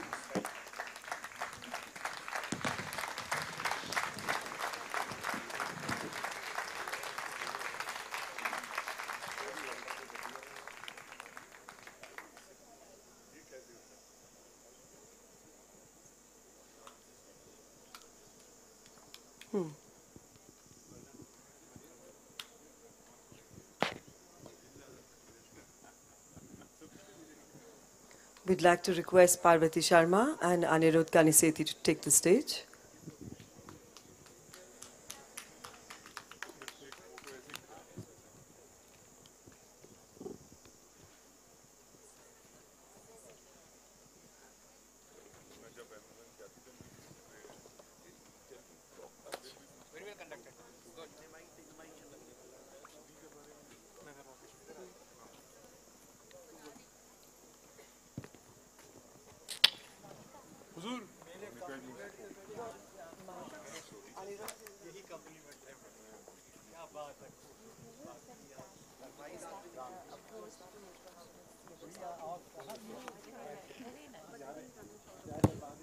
How many of us knew that Akbar foresaw the modern secular state? Or that the greatest resistance Akbar ever faced from his own Central Asian nobility? Listen to the Mr. Jekyll, Dr. Hyde personality as is revealed, and myths and mysteries are unraveled with Parvati Sharma in conversation with Anirudh Kanisethi.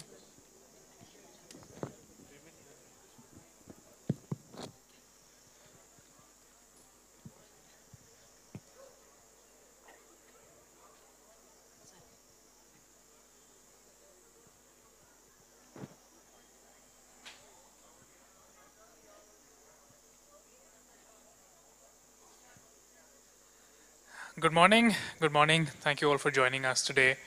I think that our conversation is going to pick up pretty much where Muzaffar Saab left it in terms of discussing a figure who is very relevant to present day debates about Islam and Hinduism and how they relate to each other today and how they relate to each other throughout time. So let's talk about Akbar.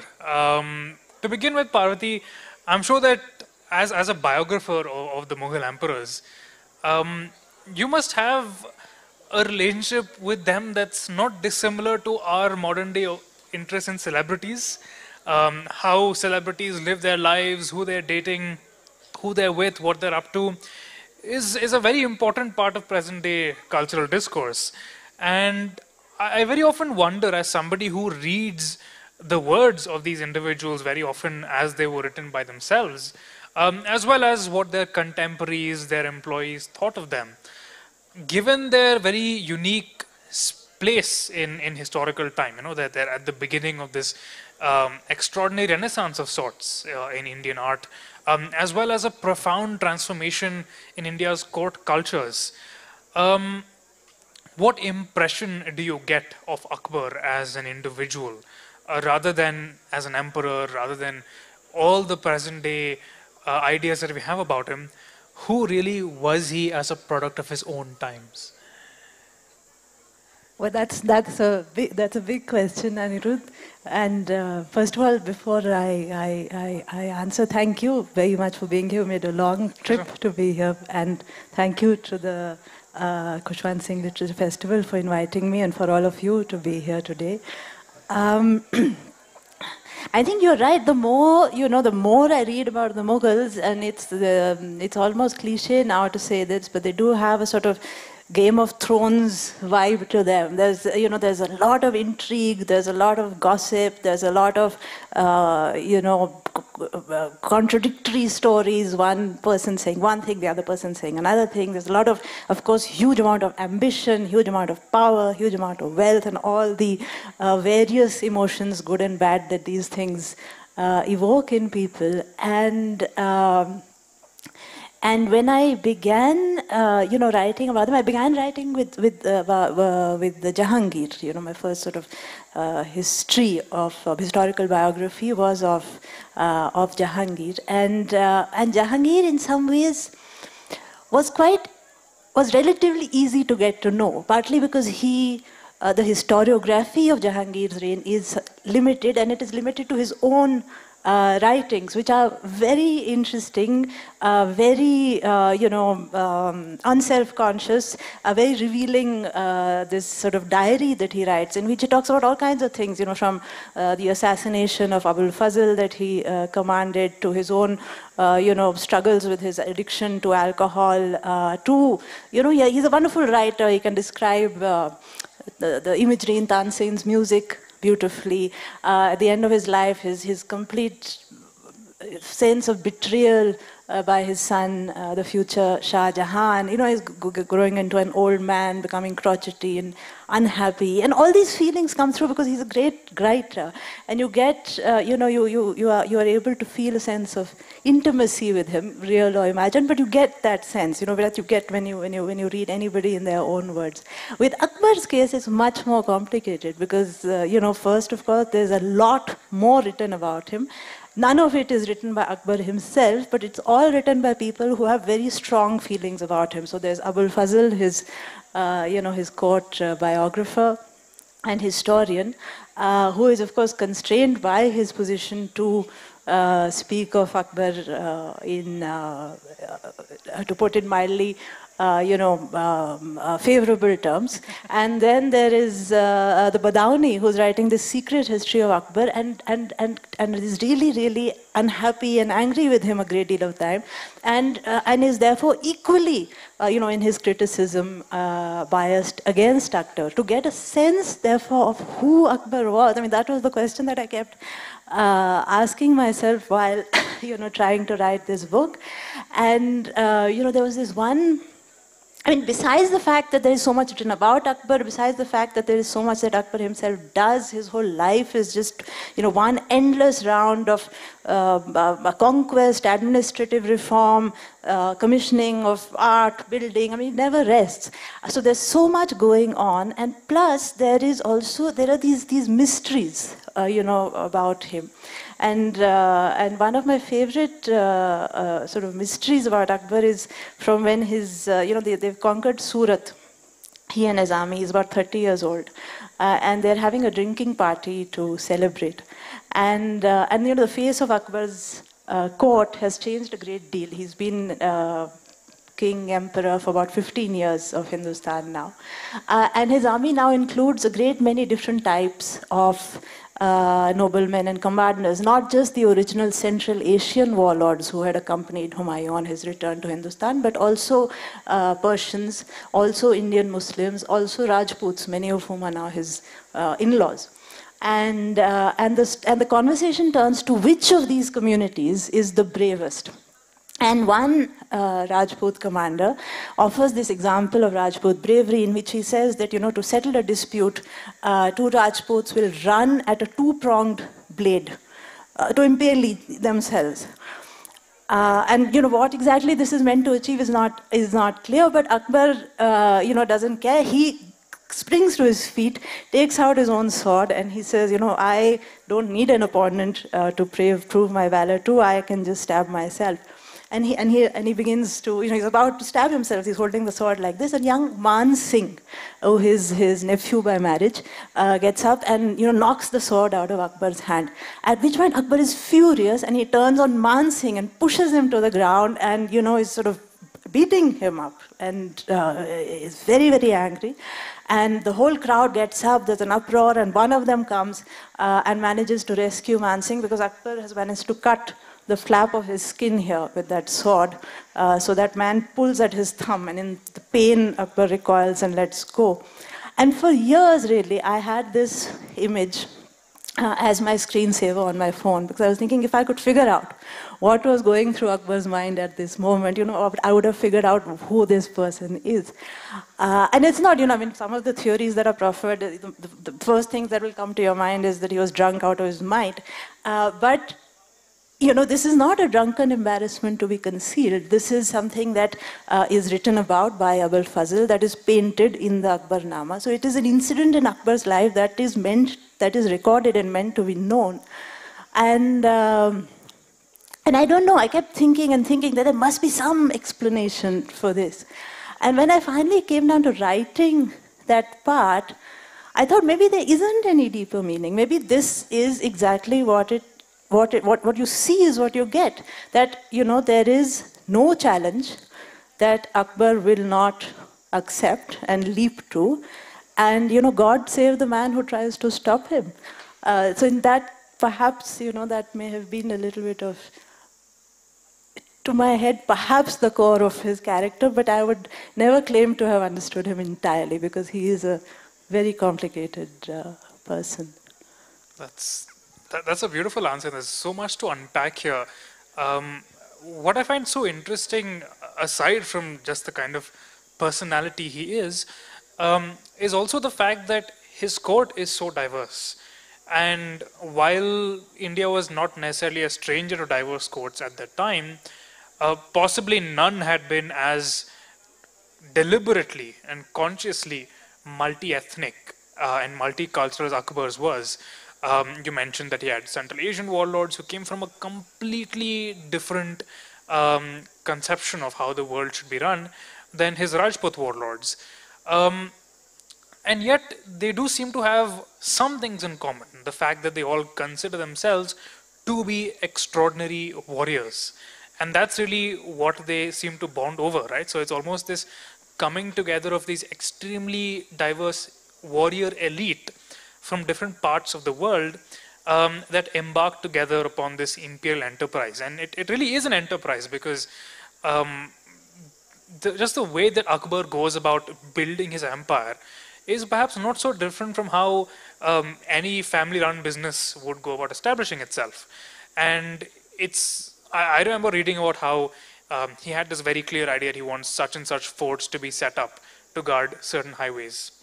And the geographical expanse we're talking about is thousands of kilometers.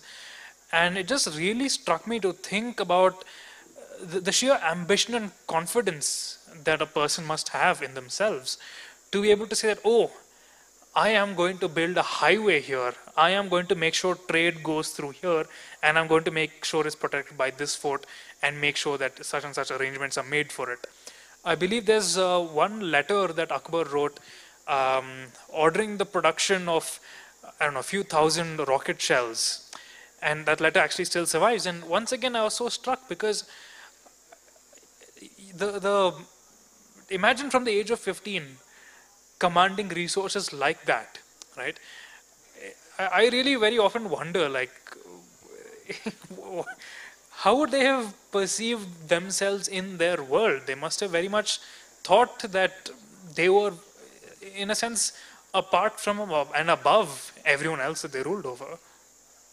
Well, so it's interesting actually because we are talking about both Akbar and Akbar's world, and in your previous question also you had talked about how Akbar grows out of the world that he's in, and this particular diversity of his court in the way that it evolves has something to do with Akbar. It also has something to do with how how states in this region are evolving in the 16th century or so. And what is happening is that there's a move from the sort of conquest state that is ruled by sort of warlords and kings to what a modern historian has called an absolutist bureaucratic state.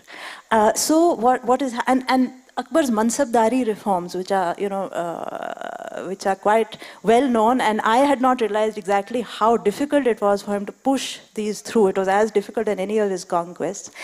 What it effectively is doing is that it is turning an earlier, it's changing an earlier system. Earlier system used to be that you have a sort of an emperor king sitting in a certain in a city in a sort of central position, but really is the nominal head of this empire. His warlords go further and further and further, conquering more and more territory, and as they conquer it, they become its sort of semi-feudal, semi-independent rulers, extracting their own income from that land.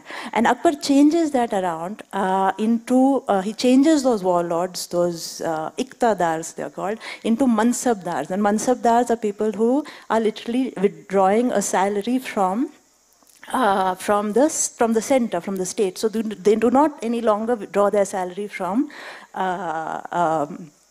their conquests, but from the imperial center. And what that does is, in fact, it means that the sort of the higher nobility is no longer only comprised of military men. A lot of the people, the idea of the Navratans of Akbar, the actual term Navratan is never used at the time. There was no such category, but certainly Akbar surrounds himself with many different talented men who help him make this empire. And not too many of them are necessary, not all of them are soldiers. So Abul Fazl, who is the historian and the scholar, Birbar, who is, Akbar's enthusiastic sort of comrade in arms in his theological adventures, Todarmal, Muzaffar Khan, Shah Mansoor, these are his 3-star accountants who help him do many of the administrative and land reforms that actually help increase both the revenue and the stability of his state. These are all people who are, these are accountants. Some of them are also military men, and certainly knowing how to fight still defines a person's worth. So in the sense that, both Birbar and Abul Fazl, having never fought in a war, are very keen to be given military assignments. Birbar dies in a sort of tragic military mishap. So, but these two things are sort of happening together. At about that same time, similar things are happening in Iran, in Central Asia, in China. It seems at this point they already have a kind of UPSC entrance exam for centuries before. Right. It's actually quite remarkable. Right. So in the sense that the state is being, the empire that is being crafted by the times, and of course by Akbar, because he is an extraordinary person, with sheer force of will and energy. He is accumulating more land, more revenue, creating more systems in place that will, allow the empire to flourish. So this actually, it's pretty remarkable to think of like how different North India was just a century before Akbar. Because if you look at the career of Sher Shah Sur, for example, he has such a difficult time working with the military labor market of North India and trying to break the power of the Afghan warlords to really set up a standing professional army that will take orders from its commanders and not just kill them if they aren't looting enough. It's a complete sea change in terms of the way that the state is structured. And I think bringing it to something that's a little more relevant to our discussion today is, of course, the question of how this state sees religion. Now, Akbar has been he seems to be a bit of a polarizing figure today, right? In a way that he has not necessarily been in previous decades. He was very often held up to be essentially the ideal Indian king. Because of the quote-unquote secularism of his state. So to begin with, and let's explore this a little bit. To begin with, what do you make of this idea that Akbar was secular? can he be called secular in a recognizably modern sense, or was his state trying to achieve something else entirely? So I think there may be 2 or 3 different ways to answer that. I think one could say that he is anticipating the foundations of what makes a secular state, because towards the end of his, I mean, not towards, during the course of his rule, he spends a great deal of time in famously in the Ibadat Khana, which is built, the sort of, the house of worship, which is built for theological debate, in which, scholars of all religions are invited to debate in front of Akbar, and Akbar often joins in these debates. To try, the idea is not just to debate for entertainment, the idea is to come to an understanding of which is the true religion, who is the true God. Because for Akbar, as king, his duty is to do God's will.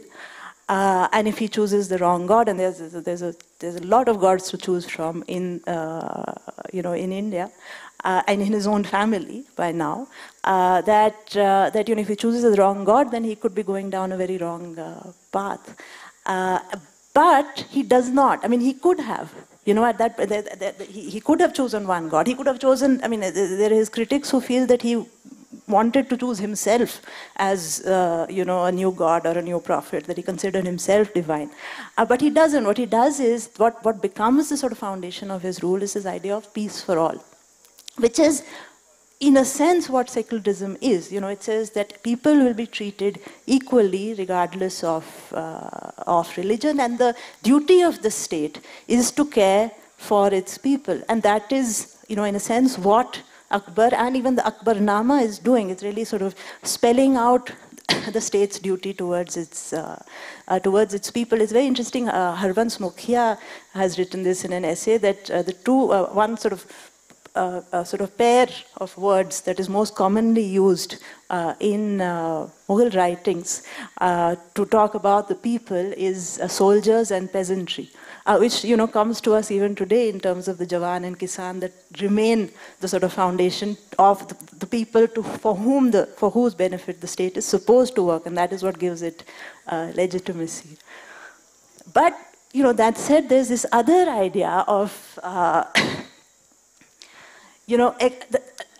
Akbar as this virtuous king. And, on the way up here, we were driving up, and I was driving up with my mother, in fact, and she was looking for things to read on Kasauli, and we found this little video, a lecture by an Irish historian called Tony King, and he's talking about something that's quite interesting. It was a mutiny by some Irish soldiers in the Connaught Regiment, which was posted both here in Solon nearby and in Jalandhar, and they mutinied, and how this mutiny has been understood variously through history. And he talks about alternative facts, right, derived from famously Kellyanne Conway. And from there he says that of course is a ridiculous idea, the facts are facts. But he says there can be alternative genres of history. And he put it very well, and I really enjoyed what I heard of him. He said, there can be 3 or 4 different types of history. And one of them, he said, is a nationalist history. And nationalist histories, as they were written, certainly as the early nationalist history of modern independent India was written with a broadly benign attempt to forge a unified nation. The unity and diversity was its core. And so I don't think it's any surprise it's not a coincidence that our 3 greats of Indian history, Ashok, Akbar, and then the Mahatma, are all defined by this, unifying a diverse community of people under their benign wings. And so in a sense, what Akbar gets best known for, and I remember from my own school days, was this idea of Deen-e-Ilahi, right? And the Deen-e-Ilahi becomes this, this brand new religion that Akbar has founded, and that is going to bring revolutionize the religion and get rid of all sort of communal disharmony. Whereas in fact, when you actually read about it, and you read both at Akbar's times and later as scholars have written about it, you find that actually Deen-e-Ilahi was not a religion, was never meant to be a mass religion. It was in fact another way, it was more like an imperial cult, a way of sort of binding Akbar's nobility to himself, because these are people of different ethnicities, different races, different religions. So they swear an oath of allegiance to the emperor, that the imperial allegiance will override all other loyalties. And that is what this, this sort of cult really is. So in that sense, your perspectives can be skewed when you are writing history from one kind of perspective, however benign. They can also be skewed in other ways, because, and as this same talk continued, there's other kinds of history, of course, personal histories, like, let's say, histories of the partition that people tell to each other generation to generation. There are academic histories, scholarly histories, peer-reviewed, which you depend on for your facts, your figures. And then there are, politically motivated histories in which there is a sort of an agenda that is, and that too we can see happening just as we speak, in fact, and so you see, so let's say if your nationalist history talks about the Deen-e-Ilahi as being kind of unifying function of Akbar's, the current history, and again on the way up I was driving and I saw, we're all used to seeing the angry Hanuman on the back of cars. This time I saw an angry Maharana Pratap. And there's sometimes an attempt now to turn all our history into a kind of Hindu versus Muslim fight, and Maharana Pratap as a sort of Hindu resistance to Akbar. Whereas in fact, of course, certainly Maharana Pratap put up a very strong resistance to Akbar, but there were many others also. There was this man called Muzaffar in Gujarat, who fought for decades against Akbar, eventually slit his own throat. There was Chand Bibi in the Deccan. So again, that kind of distortion also tends to happen. And the only way really is to not overload our historical characters with burdens of either virtue or villainy, but to let them be in all their complications. That's a very elegant way of putting it. And once again, there's just so much to unpack here, right? So let me try to take it as the conversation went. Well said. So the first is, of course, the way that Akbar sees himself as a king. There's this magnificent text called the Tarikh-i-Alfi, which is the history of 1,000 years, which actually curates events from 1,000 years of Islamic history to try and justify Akbar's own imperial policies. And that is just so fascinating as a text to me, because it's not historical in the way that we would think of history. It's not trying to be objective. But at the same time, it is looking at history in a way to try and justify and explain why the present is the way it is. And he gives examples of various caliphs like Al-Mamun, who went out and patronized the arts, patronized sciences and so on, and are held up as examples that Akbar is following. And there's also a caliph such as Al-Mutawakkil, who was a persecutor of Jews and Christians, and it describes how during his reign there were these earthquakes in Syria and Egypt, and thus suggests that for a ruler to be intolerant is against the very order of nature itself, and any intolerant ruler is going to be punished by God. Another way perhaps to think about how Akbar would have seen himself and his state's relationship to religion, and this actually comes from some airport reading I was doing yesterday, was that we don't walk around praising science. We don't walk around and say, oh, praise be to gravity, or praise be to Isaac Newton. We just take science for granted in the way that we see our world, right? And it would have been the same for Akbar. To conceive of a state, an institution in which God did not play an integral part, would have been unthinkable to him. which is not the case for a modern secular state. Modern secularism arguably or is theoretically not supposed to care about religion at all. But Akbar is interested in religion insofar as that he sees himself as divinely appointed and must therefore protect and care for people of all religions. The next thing I wanted to explore was this idea the Mughal state was for the peasant and for the soldier. It reminds me of this very famous painting of Jahangir by Abul Hasan. It's called Emperor Jahangir Heroically Triumphing Over Poverty. It's in the Los Angeles County Museum now. And it depicts Jahangir wearing this splendid silk robe and very dashing silk slippers with a little bit of a high heel. And he's got his chest all puffed up and he's shooting this cowering dark figure that's meant to be a personification of poverty. Now, this painting was actually commissioned at the same time as a massive famine was breaking out in Mughal territories. And we have descriptions of the abject poverty that most Mughal subjects lived in.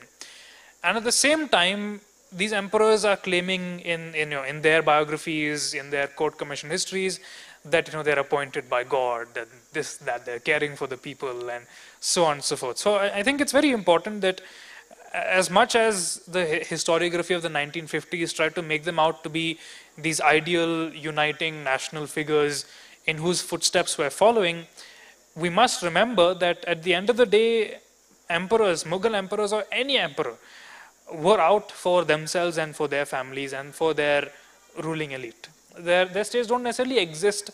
It's not their primary priority to care for their subjects in a way that a democratic state is. You're quite right. It's not their primary. That is not. They are not. Constitutionally bound to care for their subjects.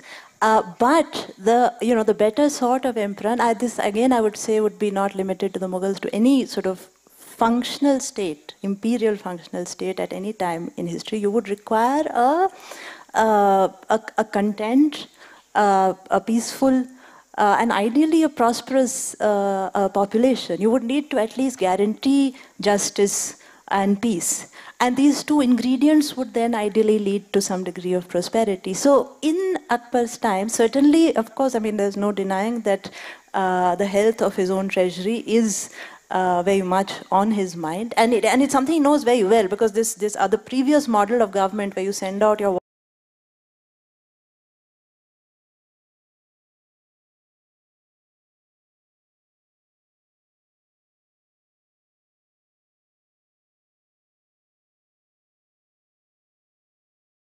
treasurer is unable to give it to him because there's nothing in the treasury. People are just not sending back any kind of revenue. So he makes concentrated attempts to increase revenue. And increasing revenue means at this time one of the highest revenue sources is agriculture. It means keeping farmers happy, and encouraging them not only to farm but to farm more, to expand their farming. And of course, one way to do this is to not oppress the farmer, and Akbar undertakes a very long and complicated and thorough process of land reform, land measurement, setting sort of 10-year averages of what kind of taxes should be expected from a certain place, from certain types of land also, more fertile land is taxed at a higher rate, less fertile land is taxed at a lower rate.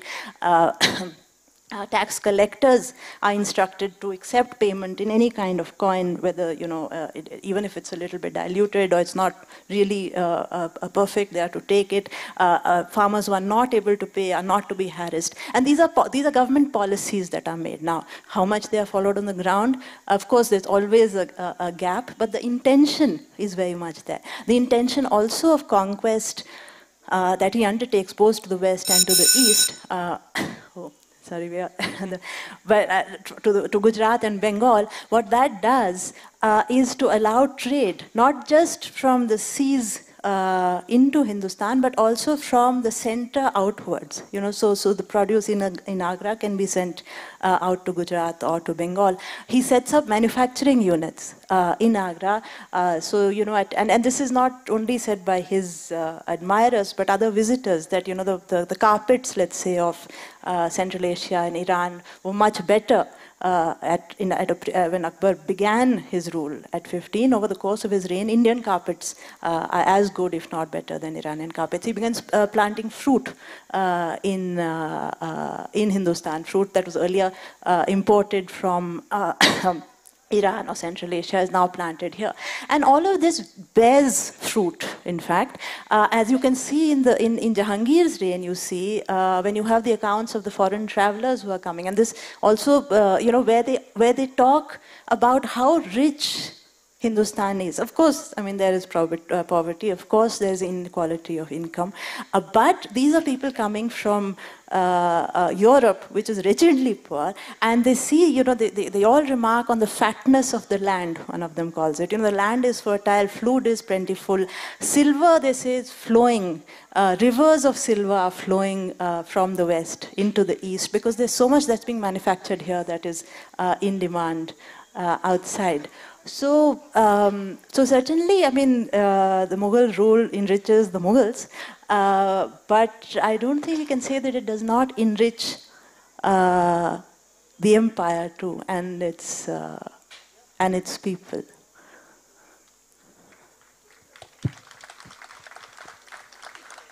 So how much time do we have? We were thinking of opening it up to the question. Yes, yes.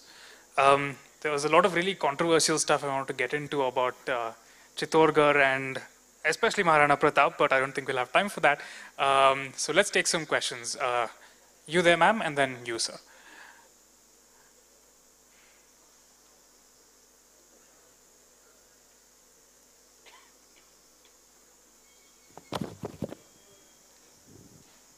Hello. Brilliant, actually, discussion. Quite eye-opening for even somebody who's interested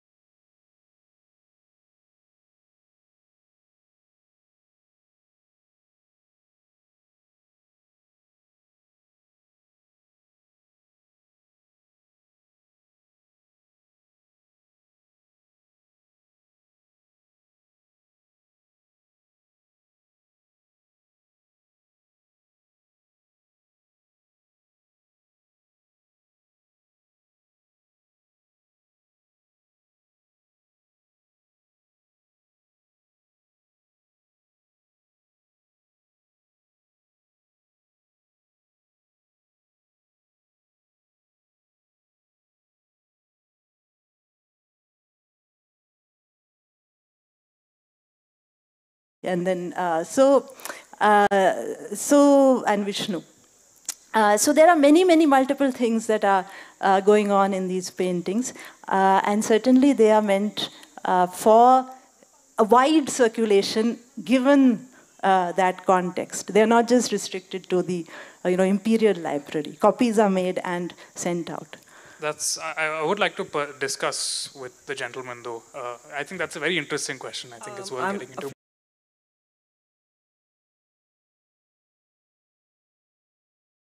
About the question, and maybe you won't even have time to answer, but it's just something to throw out. But before I say that, I want to say, imagine if last year I received the manual from the emperor and this year I didn't, I would, what does that mean? There must be so much political strategy in that distribution as well.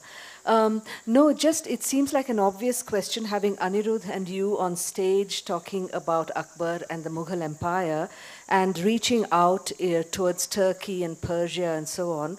I was just curious about his relationship with the South, and with the empires of the South. But maybe that's a very long answered question. So. Yes, that would definitely be a long answer. But I just wanted to say, when you were talking earlier about how he made the empire prosperous, we can say with some degree of certainty he didn't make the Deccan prosperous, and that was not what the Mughals were out to do. So the Deccan perspective on the Mughals and the South Indian perspective on resistance to the Mughals would be a very different story from the North Indian one. Certainly, yes, it would be. There's accounts of these massive, cartloads of gems that are sent to Jahangir via Shah Jahan, or when Shah Jahan's quote-unquote conquest of the Deccan, which is basically the Deccan Sultanates bribe him to leave. And there's a huge amount of wealth in the Deccan that comes up north. Thank you very much for such an informative session. Thank you all.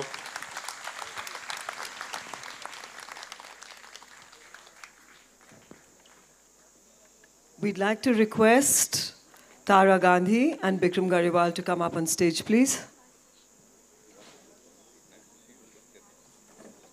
Do you want to leave this? Just leave it here.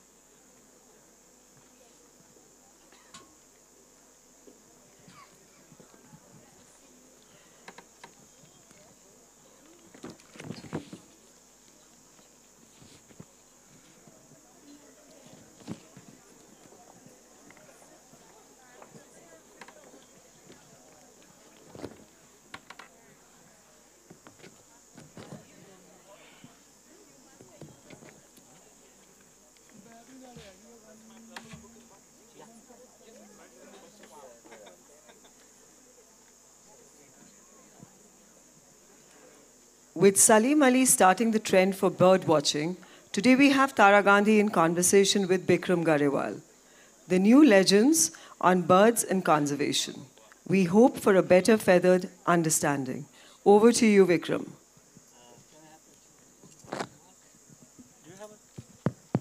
Tara, welcome to Kasauli.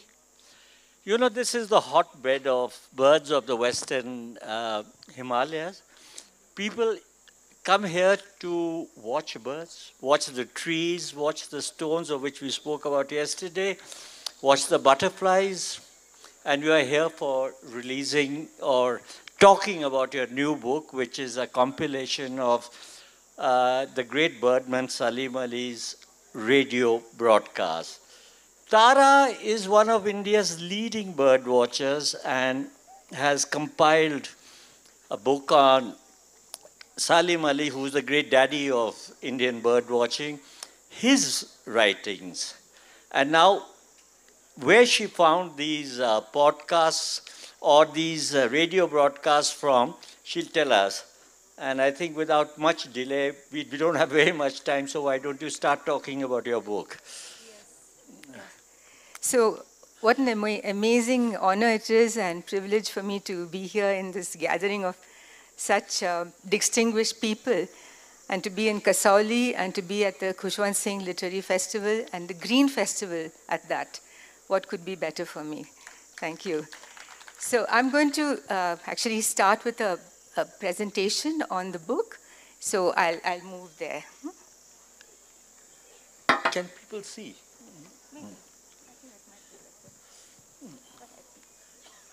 So that's the book.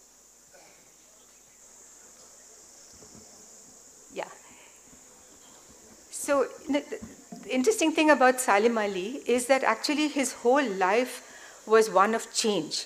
It was change change he was a change maker. He experienced change, and he also told us about change. You can't hear me? Okay. So it's better if I just take that? No, you can do it now. Just fine. All right, great. Yeah, closer to the mic. So he actually experienced change, he created change, and he's telling us a lot about change from his own life. So that made... Oh, thank you so much. Right. So this book is about his radio talks, So now Salim Ali was really famous. I mean, he was almost a household name for people of one generation.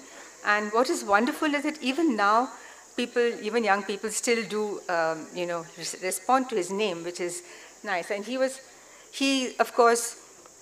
became famous from this one book, the Book of Indian Birds, which was published sometime in the 1940s. But after that, he was called the Birdman of India. He was called the father of Indian ornithology. He was called the greatest, ornithologist in India. And he had all these big names to himself. And this book became a bestseller. It went into several editions, which is really interesting because, I think it's because of his style, the style in which he wrote. He made it accessible to people to learn about birds in a more easy and friendly way, because till then, the bird books were all kind of heavy documents. They were more like chronicles, I would say. So he published all these books, Birds of Sikkim, Birds of Kerala, and Birds of India. And of course, his magnum opus was this 10-volume handbook of the birds of India and Pakistan. Now, don't ask me why it's called a handbook. I would call it a shoulder book or a backpack book or a wheelbarrow book, because it's just 10 massive volumes of...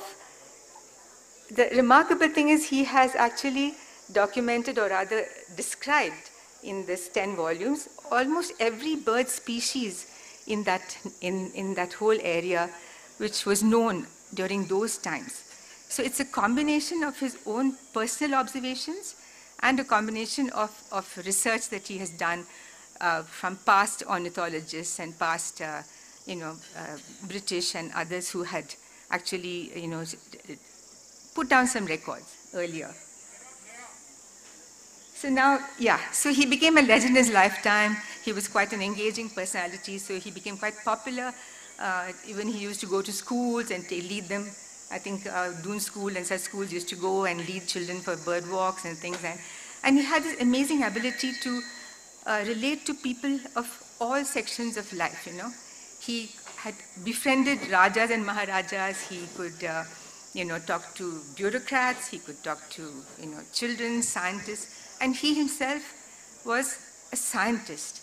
He was a deep scientist at heart. So these are all books that were written about him. And there's a stamp that came out about him. A comic book has come out about him.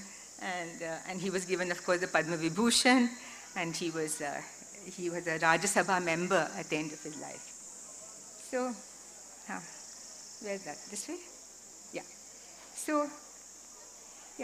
So now, what was less known about him was this great desire to communicate, He really wanted to, as a scientist, he didn't want to keep all this science within himself.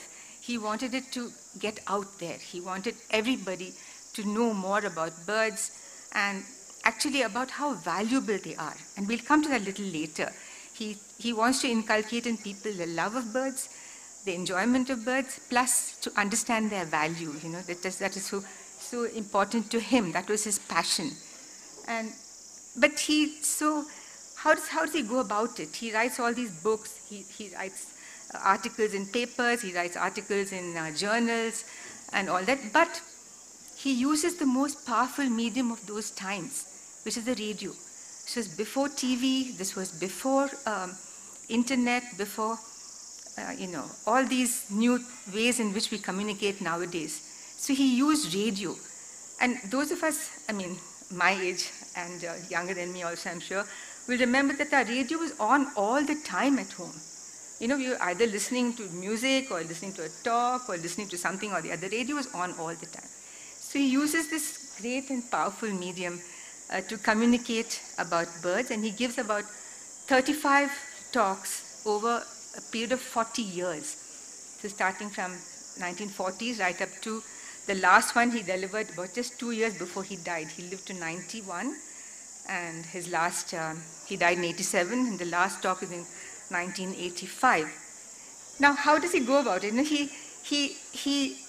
It's wonderful how he speaks. He speaks with a combination of humor and to engage the audience and to give a lot of information as well. So he laughs about himself.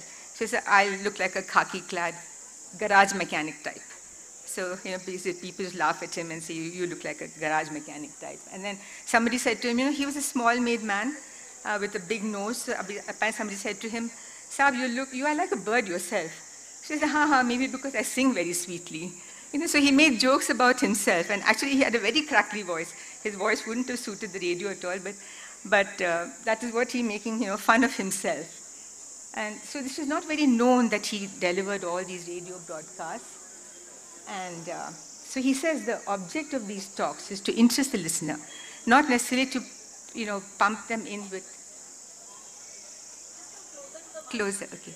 Not to pump them in with a lot of scientific data, but to make them interested, to engage them. So that's what he did, and he wanted to tell them, as I said before, to enjoy birds and to understand their value. So now, how it came about, as Bikram kindly mentioned, is that, I had access to some of his papers. I was a student, and I had access, I requested the Nehru Memorial Museum and Library to give me access to his archival papers. And while going through them, I came across this sheet of paper which just had a list. It just said radio talks. And it gave a list of all the radio talks that he'd given over the years with the date, with the recording station, and all those details. So, I was puzzling over it because I hadn't come across those scripts before. So I went to the Bombay Natural History Society, and luckily they had all the scripts. And for me, it was really absolutely wonderful to see these scripts, and to see how he actually he would type them himself, and he would correct them by hand. And so for me, it was wonderful to actually see those, because I was familiar with his handwriting, and this was much after he had died. So it was, it was a great work that I really enjoyed doing, and it gave me a lot as well. So it's like a treasure chest, you suddenly open this and you see all these wonderful scripts that have never been exposed to the public. So I thought it really needs to be, and I must thank my publishers also, who really warmed to the idea, so it's now out in the public domain and not lying in our archives, and for people to enjoy and learn from. So, because of this, of this urge to talk to people and all that, he used different ways of communicating, even in his radio talks. So one talk is for children who don't know English. So he spoke in Hindustani. But he didn't know how to write in Urdu the script, so he wrote the entire thing in the Roman script. So it was really a lovely read.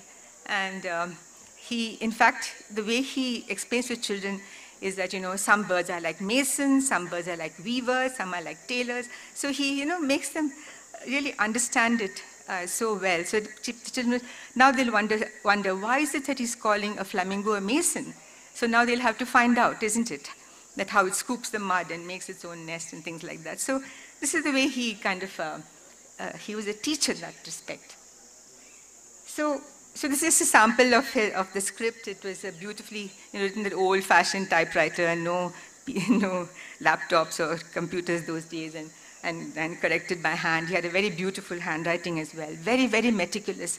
You know, when I was doing my research with him, I had to send reports, you know, every month or every week, and he'd come back to me not only with big slashes where I had gone wrong, but every punctuation mark was corrected. You know, a little dash here, a little comma there, and every spelling mistake. So one had to be really particular when you're sending your reports to him. So that was interesting. So what is the content? I mean, he gave 35 talks, and they were all, you know, on different subjects. So one of them is I'll just give you a little glimpse of some of them. So one of them, he said, I'm frequently asked this question, how did I get interested in birds? You know, that's a common question. So he then talks about the story, which has actually become quite famous, that when he was about 10 years old, one of his uncles gave him an air gun. And his great fun was to go to the garden and shoot sparrows. So that's what he did. And he would shoot them, and what did he do with them? He'd take them to the kitchen and get them cooked for the little snack. So that was his deep interest in birds at the age of 10. So while he was doing that, one sparrow that he shot had a yellow patch on his throat. So he got interested. It sort of sparked his interest. So he took it home, and nobody could tell what it was in his house. So somebody suggested you go to the Bombay Natural History Society, and there are people who are experts who will explain to you what it is. So he did that. So this is from the comic book, a picture from the comic book, where he goes to this BNHS, Bombay Natural, and he's quite scared. He said, I was terrified. He said, look how he puts it. One of my rare occasions of successful murder, I noticed that the victim, which was supposed to be a sparrow, had a strange patch. So then they explained to him that it was not actually an ordinary sparrow, but it was a much rarer bird, which is called the yellow-throated sparrow. So, you can't hear me? Oh dear. So it was called the yellow-throated sparrow. I'm so sorry, apologies. All right, yeah, is this better? Is this better? Okay, good. So then, so he goes there, and they do explain to him, and they were quite polite and nice. And so he says, look at what he says, like ripples from a pebble dropped in water, the circles of my interest in ornithology widened. It's a nice way of putting it, I thought. So then he grows up, and he becomes a young man, and never got interested in studies. He was never interested in studies. As a schoolboy, he didn't want to study. He didn't do very well in college either. But he had a wonderfully supportive family, and they were into business and into a lot of other, they had businesses in India and in Burma. They sent him off. They said, okay, you learn chartered accountancy. They made him learn chartered accountancy, and they sent him off. But he couldn't make a success of any of his jobs. And he also took up a small job, being like a nature guide somewhere. He got really bored. And so he said that, but his desire to learn ornithology was so deep in him that he just gave up everything. And he said that, ornithology is the Cinderella of Indian sciences, that nobody wants her. So I'm going away. And he went off to Germany, where in Germany he was able to learn from very eminent professors like this Professor Erwin Streisman. I don't know how to pronounce his name, sorry. And he learned all the techniques of bird study, how to actually look at birds in the field, how to measure them, how to track them, how to do bird ringing. All those techniques he learned. And he also found that in Germany, ordinary people, like he talks about a barber who would all day cut people's hair, but on Sundays he'd go off bird watching. And he would actually help a professor in the university by getting some records for him. So he said, this is the extent of knowledge about ornithology in Europe. Why not happen in India? So when he came back to India, that was his major desire, I would say. But he was jobless. He'd left all his jobs. He had no prospects for the future, and only his family to support him. But he didn't want that either. He was also married by then. So he goes again to the Bombay Natural History Society. And he talks about, why am I telling you about his life? Is because he talks about all this in his radio talks, yeah. So he goes back to BNHS, and they give him some grants. They give him some grants, and they give him, and then he also has a lot of other benefactors, you know, people who are helping him. And he also manages to get some support from the royal families, the Mysore royal family, Travancore royal family. And with that support, he scours the length and breadth of the country. He camps all over the place. And he records birds from north to south, east to west of India. And it's an amazing exercise. His wife also goes with him. I don't know if you can see, but she's peeping out that little tram car there. And they camp in the most primitive tents out in the jungle. And they record birds, and they write about the birds over there. And look at the kind of transport he uses, you know, camelback, boats, rickety cars, and elephant, bullock carts, and of course on foot, a lot on foot as well. So, and he has really funny stories, interesting stories to tell about these expeditions, you know, how he talks about expeditions. It's really interesting how he talks about them. And he, of course, he tells you about the, you know, like for instance, in Sikkim, he tells about the gradient, how the flora and fauna change over the gradient from the foothills to the top, and how they walk up there. And then a really funny story is, I don't know if I should read that out to you, but he says that when he was trekking in Sikkim, they had to have porters. And the porters were all women.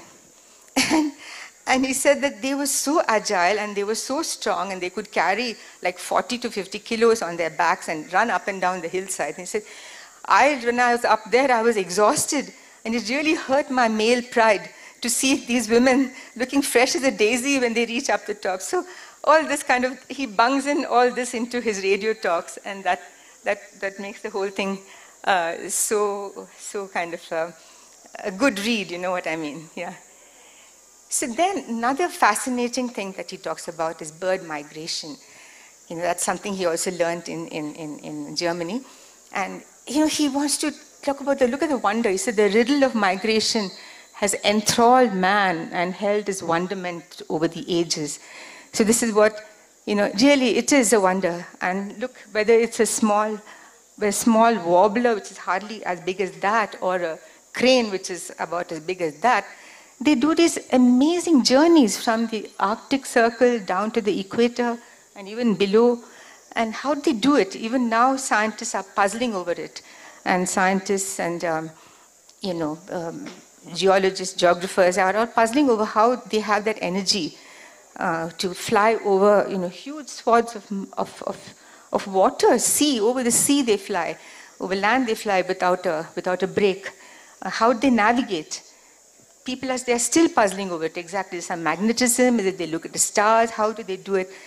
We still don't really know. So he talks about how wonderful all that is, you know. And he also, then later on, of course, he joined the Bombay Natural Society as the top person there. And he instituted these migration studies. So you could see that the birds that come to India come from all near the Arctic Circle, from Mongolia and Siberia, and they do these incredible journeys. And of course, he was very interested in bird nests, and the Baya was his particular favorite, and he was always astounded by how this little bird can, you know, use ordinary materials to build this basket-like nest, which that's a kind of a freak nest that he has found with his friend. But now, actually, we're coming to the most significant part of what Salim Ali was all about. And that is the value of birds. This is what he wanted everybody to understand, that how valuable they are. Now we go in the countryside, we see a beautiful flash of blue, and we say, oh, that's a roller, how pretty. Or we see a cattle egret sitting, and you say, oh, how cute. You know, that's all. We just take it for granted. We just see these birds, we take them for granted. But what he emphasizes, what they're doing. You know, what they're doing for us, what they're doing for agriculture, what they're doing for nature. So that is something he wanted to emphasize. And that's why he talks about pollinators, which increase productivity. about insect controllers, the insectivorous birds, which of course is obvious how much insects they control. Otherwise, our earth will be just consumed with insects. They are the most prolific breeding creatures on earth.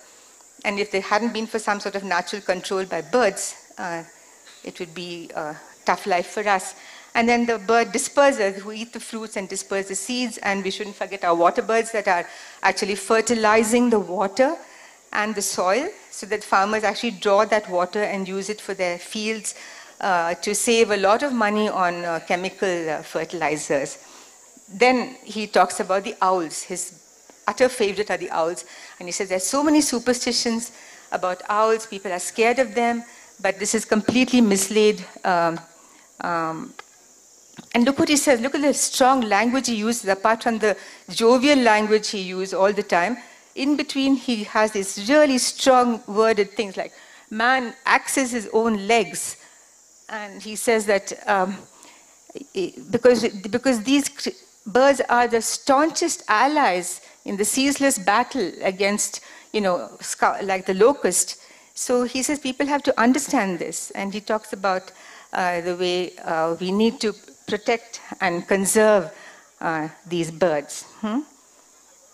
And he instituted a new subject. He brought in a new subject called economic ornithology into agricultural science. So this was a change maker. As a change maker, he brought in this, and he also tried to see that bird watching and ornithology are not just small subjects. There's zoology in it, there is botany in it, there's entomology in it, there is geography in it, there's climate-related studies in it. So all this he wanted to bring into the subject. And of course, we're talking about Jekyll and Hyde just now, it's so funny that Dr. Salim Ali also talked about Jekyll and Hyde birds, which are the sparrows. Which sparrows can, if they come in a huge flock and settle on a field, they can really decimate it. And it caused a lot of distress to farmers.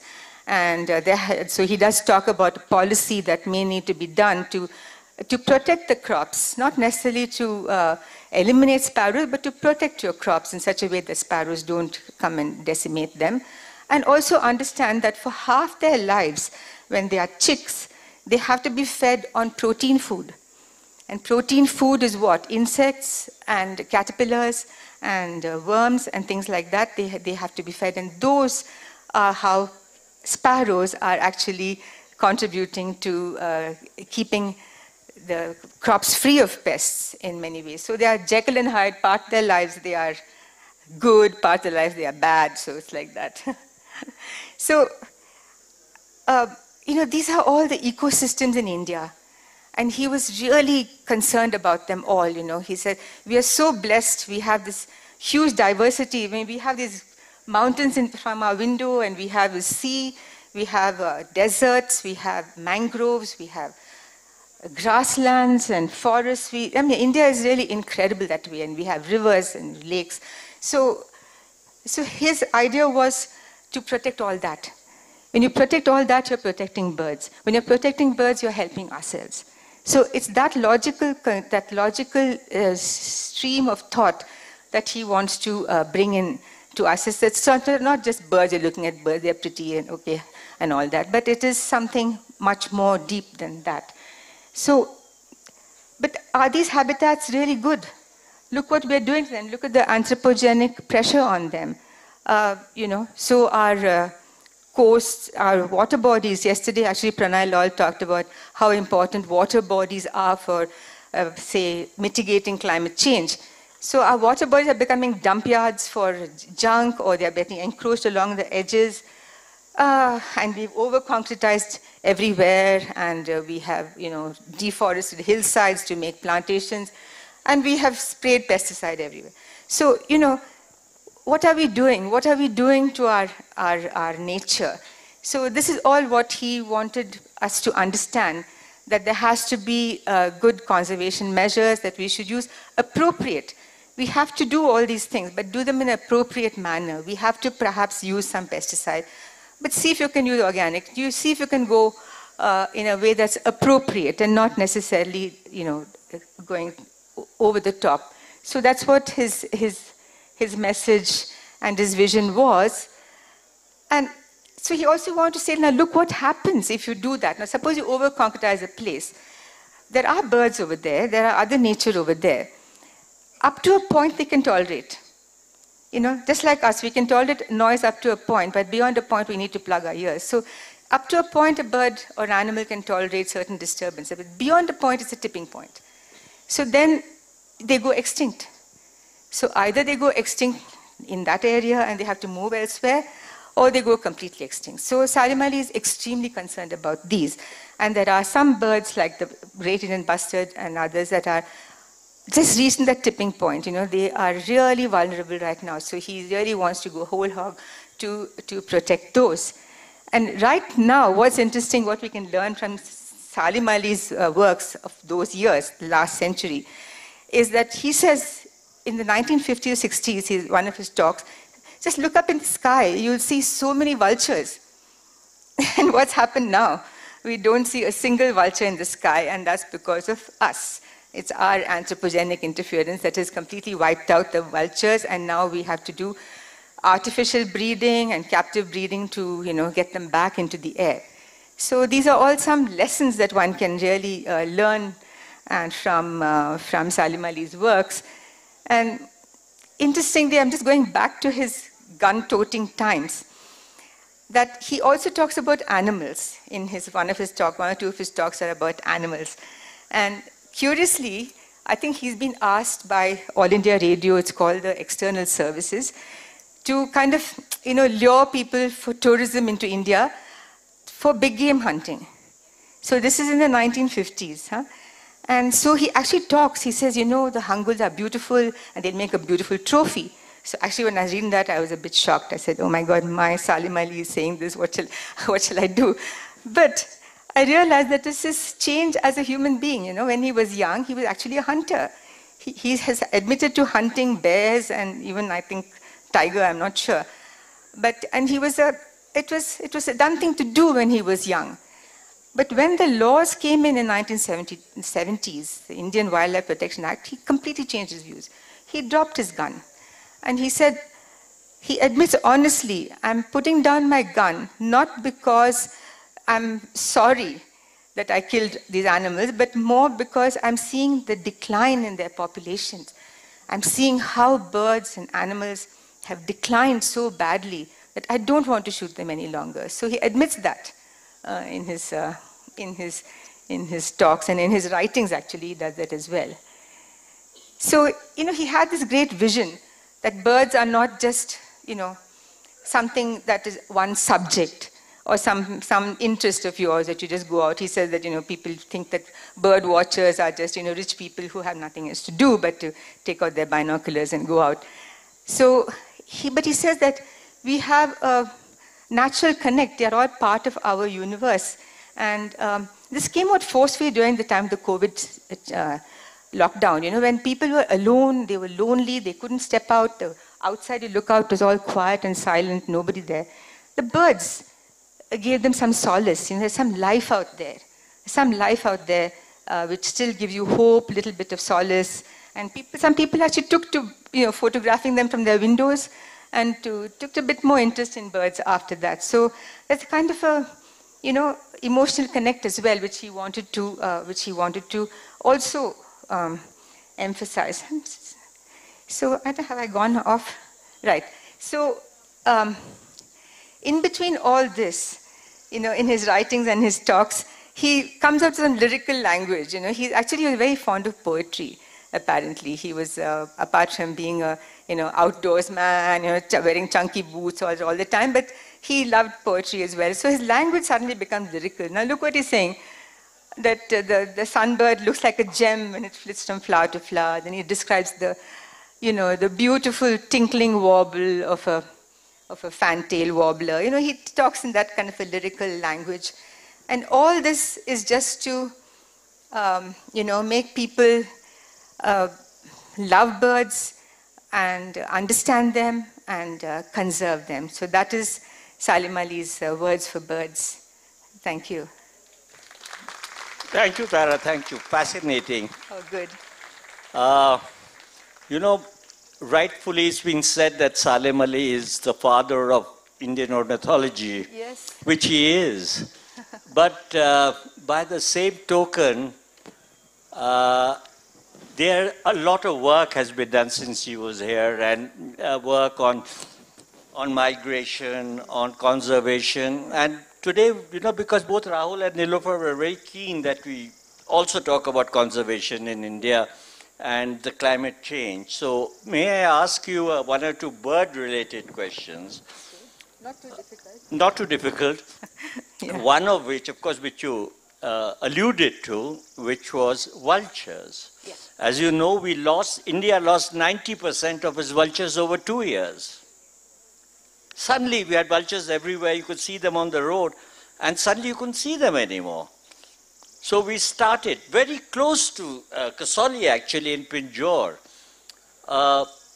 vulture breeding center. How successful has it been? Or is it too late? Or is the work that's being done is too slow? Or have we lost vultures forever? The good news is that actually these vulture conservation centers, artificial breeding centers, captive breeding, are doing well. There's not only in Pinjore, there's one in West Bengal, and then now they're starting more. And that was done by the Bombay Natural History Society. And I suppose everybody knows why the vultures declined. It's because farmers were feeding their cattle, injecting some, it's a drug called diclofenac, which they were injecting to their cattle to save them from pain. And when those cattle died, that diclofenac chemical remained in the carcasses. And when the vultures fed on those carcasses, somehow they were terribly sensitive to them. The minute they fed on those carcasses which had diclofenac in them, they died. So that was really amazingly, it was something that was mind-blowing. We don't know how it happened so fast.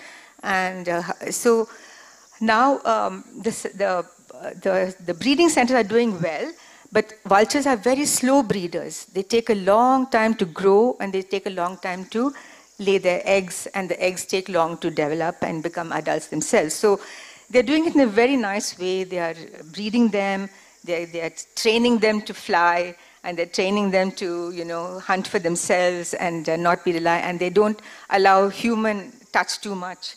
They don't allow them to get accustomed to humans much. So they're doing a very good job of it. And slowly they're releasing them. Every now and then you'll see in the papers, 5 were released, 6 were released. But it's going to take a long time for the whole population to revive, Yeah. Well, I hope it does, because there is a school of thought saying that it's too slow. And but actually, if you go to Madhya Pradesh and other places in Rajasthan, you started seeing vultures in the wild, which now brings me to the next question, which is India's, as you know, lost 4 birds. 4 birds became extinct, 2 were refound, of which one is probably gone extinct again, the Jordan scosser. But there are lots of others, including your biggest bird, heaviest bird in India, the great Indian bustard. And there are some saying that maybe there are only 50 left. And I personally think there's only between 50 and 100 left. So it's very much in the sort of departure lounge. Are we doing enough? Is there enough work? They have started an artificial breeding center in Jaisalmer. But is this enough, or is it too late for this? And along with that, there's the Floricans, Bengal, and the lesser. Both are also less than 200. You're right. They are very much on the brink.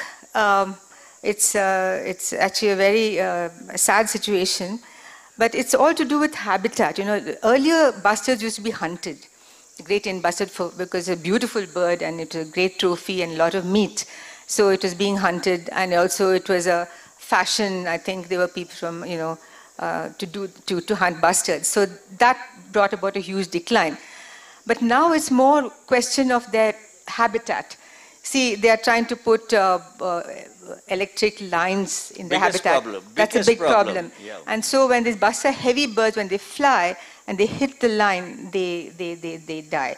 So these kinds of people are trying to work towards it. They're trying to put those lines underground, and that's a certain consciousness.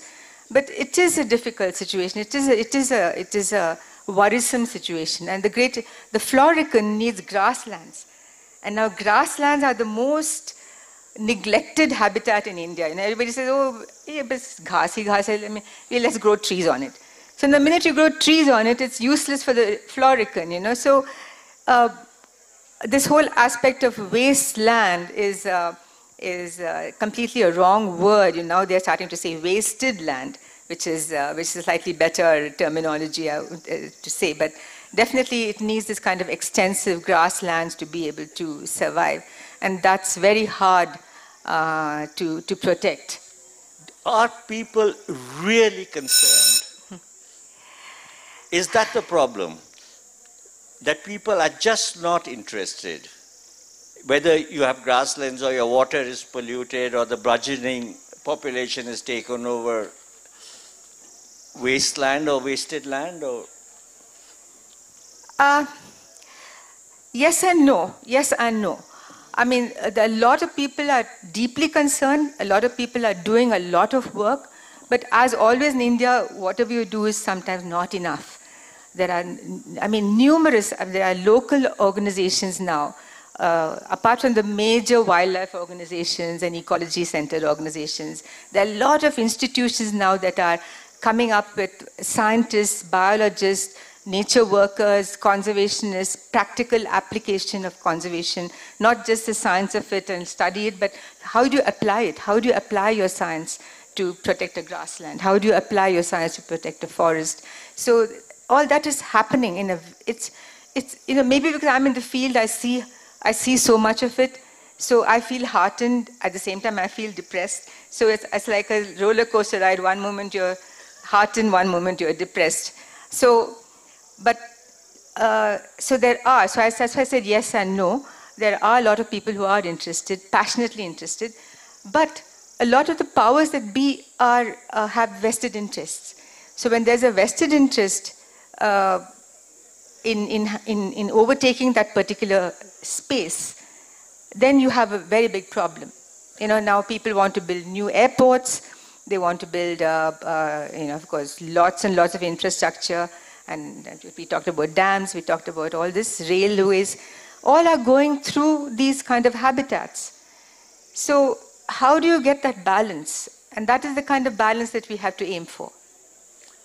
Well, I'm going to ask you a little contentious question. Oh, no. People, you recently read about the reintroduction of the African cheetah. Oh. I'm sorry to do this to you, but this is too good an opportunity to miss. What is your opinion? Is it essential for us, when our other wildlife is really, really deteriorating, to introduce an almost exotic animal back into this countryside? Is there a scientific basis for it? Is there an emotional basis for it? Is there a political basis for it? What is your opinion on this? Well, you really have put me in a fix there, Bikram. I thought you were a friend, all right? No, it's a very, very contentious issue. It's been, as the past 2 months, my head has been kind of churned with 25 different opinions on this. And let me just give you an overview of what I have heard. Because I'm not able to myself, I'm not a wildlife person, I'm not a cheetah person, or a big mammals person, so I don't have a passionate interest in that. But what people have been saying, that it's an exotic animal, apparently genetically there's no difference. It's a very, very minor difference at all. So the African cheetah that's coming into India is genetically, I'm told, not different from the Indian cheetah. So to that extent, we're okay. And the other thought that I have been hearing is that, this was talked about a long time ago. There are letters that were exchanged about cheetah reintroduction about 20 years ago, more than that, about nearly 20 years ago. And, but didn't happen. So then they prepared these 3 or 4 different habitats. Apparently, the wildlife people were asked to go and select 2 or 3 different places where the possibility of a reintroduction of cheetah could happen. So it chose 3 or 4 places. So finally of that, this one was chosen, Kuno. This was chosen as the most feasible and all that. So the process started much earlier, but somehow it came to a standstill. And somehow now it has caught on and it has happened. So it's not as though, it's not politically, of course, perhaps mileage is coming out of it. We don't know why the previous political parties didn't take it forward at that time. We don't know. Because I don't know. Somebody may. I mean, I've been hearing so much every day, and I open my computer or open my phone. There are 20 different opinions about the cheetah. So I really won't hazard much more than that. But apparently the place that the Kuno Palpur. Palpur is a good habitat. Yes, it was it's a good habitat. It has been chosen for the lion. Chosen for the lion. And yeah. But they brought this and they're keeping it very secret. We tried to get into Kuno Palpur recently, last week, and they wouldn't let us. They won't even let the officers of the Forest Department of Madhya Pradesh enter. But that's... no, let's not talk about that. Let's not talk about that. But I'm going to talk to you... Let's talk about birds. One small thing, which is, I'm going to end with that, Rahul, because we have to talk about a little bit about green. The biggest problem, and all of you are going to hate me for this, so please let me put the caveat that I do not necessarily believe it. The biggest problem in India, mostly to birds, is not degradation of conditions, but the feral dog. Today, the black-necked crane of Ladakh,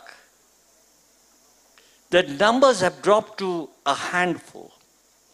In the last 3 weeks, 2 of the 4 chicks were killed by dogs. Every bird, every animal, tigers, hyenas, leopards, are being attacked by dogs that have gone wild. And there has been a big movement from Indian wildlifers that the law be changed to shoot a feral dog on sight. Whether you believe in it or not is a controversial thing, but this is genuinely one of the biggest problems. And these birds have been, these dogs have been attacking birds like the great Indian bustard chicks or the Florican chicks or the black-necked crane chicks or even the Saras crane chicks. So 50%, 60% of the destruction of eggs in India is taking place because of these dogs which are found all over. So with this very unhappy note, thank you. Tara, is there anything which you tell us about will bring joy back to our lives? On the success of the various things that we have done? Can we open it up to a question and answer session? Oh. Is that Is there time? Is there time? Okay, we can take 2 questions. No, this is Rahul Baba. He's the boss. We have to listen to him. Okay. No, but your question first. He doesn't have a question. Yes. Audience question, please. Hands up. Is there anybody who would like to ask? Yes, please. Yes? Acha, sorry. Thank you, Tara, for a lovely presentation. Really, it's so charming to hear of Salim Ali and his commitment to birds. I had a couple of questions which, but I'll confine myself to one, well, maybe 2. One is the handbook or the shoulder or backpack book. Where is it accessible to the public in central libraries and so on? Because it's certainly not something you would keep in your home necessarily for most people. And that relates to my second question, which is one of Salim Ali's big things was to present to children. And so whether birding societies now are doing any outreach to children, because I think one way to educate is to children. It's the only way to go forward. Yeah. Okay, just before I answer you, Indira, I've got to contradict what you say.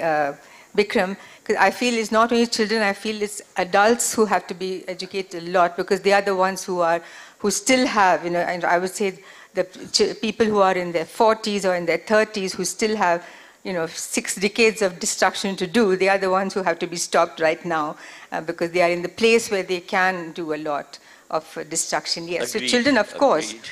Children, of course, you have to tell them, but the adults need a lot of things. So, Indira, thank you. Yes, that book is available now online, because it used to, they brought a condensed version of it. You can buy it from the Bombay Naturalist Society on a pen drive. So that's available, but libraries do have it. Libraries There's both a have it. hardback Yeah. edition and paperback. Yeah. Amazon has it. Oh, Yes, does sir. it? Oh, that's good to know. It has That's it. good to know. It has And there another, and what you said, children are being, you know, roped in a lot, and they are so interested. It's very heartening to see that. Most nature groups are now dealing with children as well. In Punjab, small sparrow was very common. And Lok Geet, Chiriyan Rachambai, we are not seeing those sparrows anymore. Any hope of their revival? Well, Tara, that's Yeah. your... You see, actually, the sparrows have moved away from the cities. They are not in the cities any longer.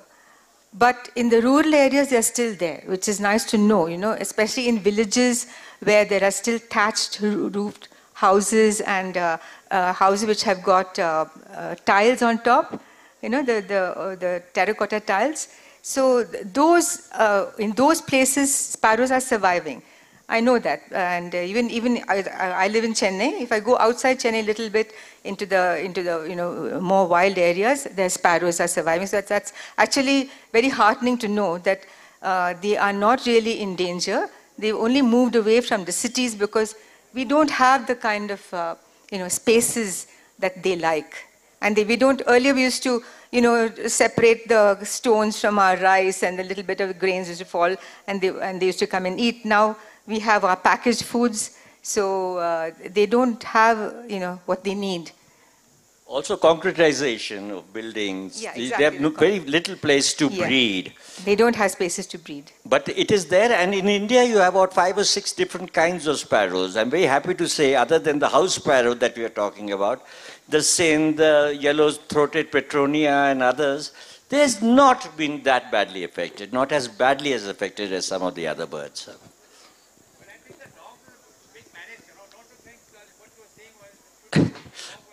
I think we should just stick to birds, but this is a very contentious issue.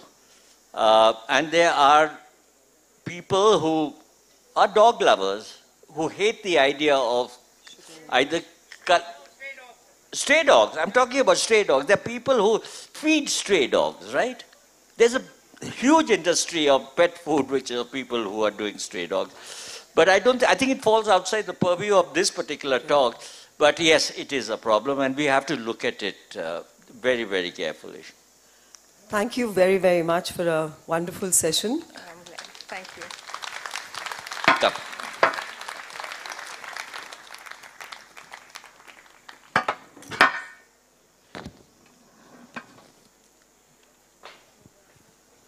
We'd like to invite Kiran Chadha, Chetna Keer, and Madhur Singh on stage, please.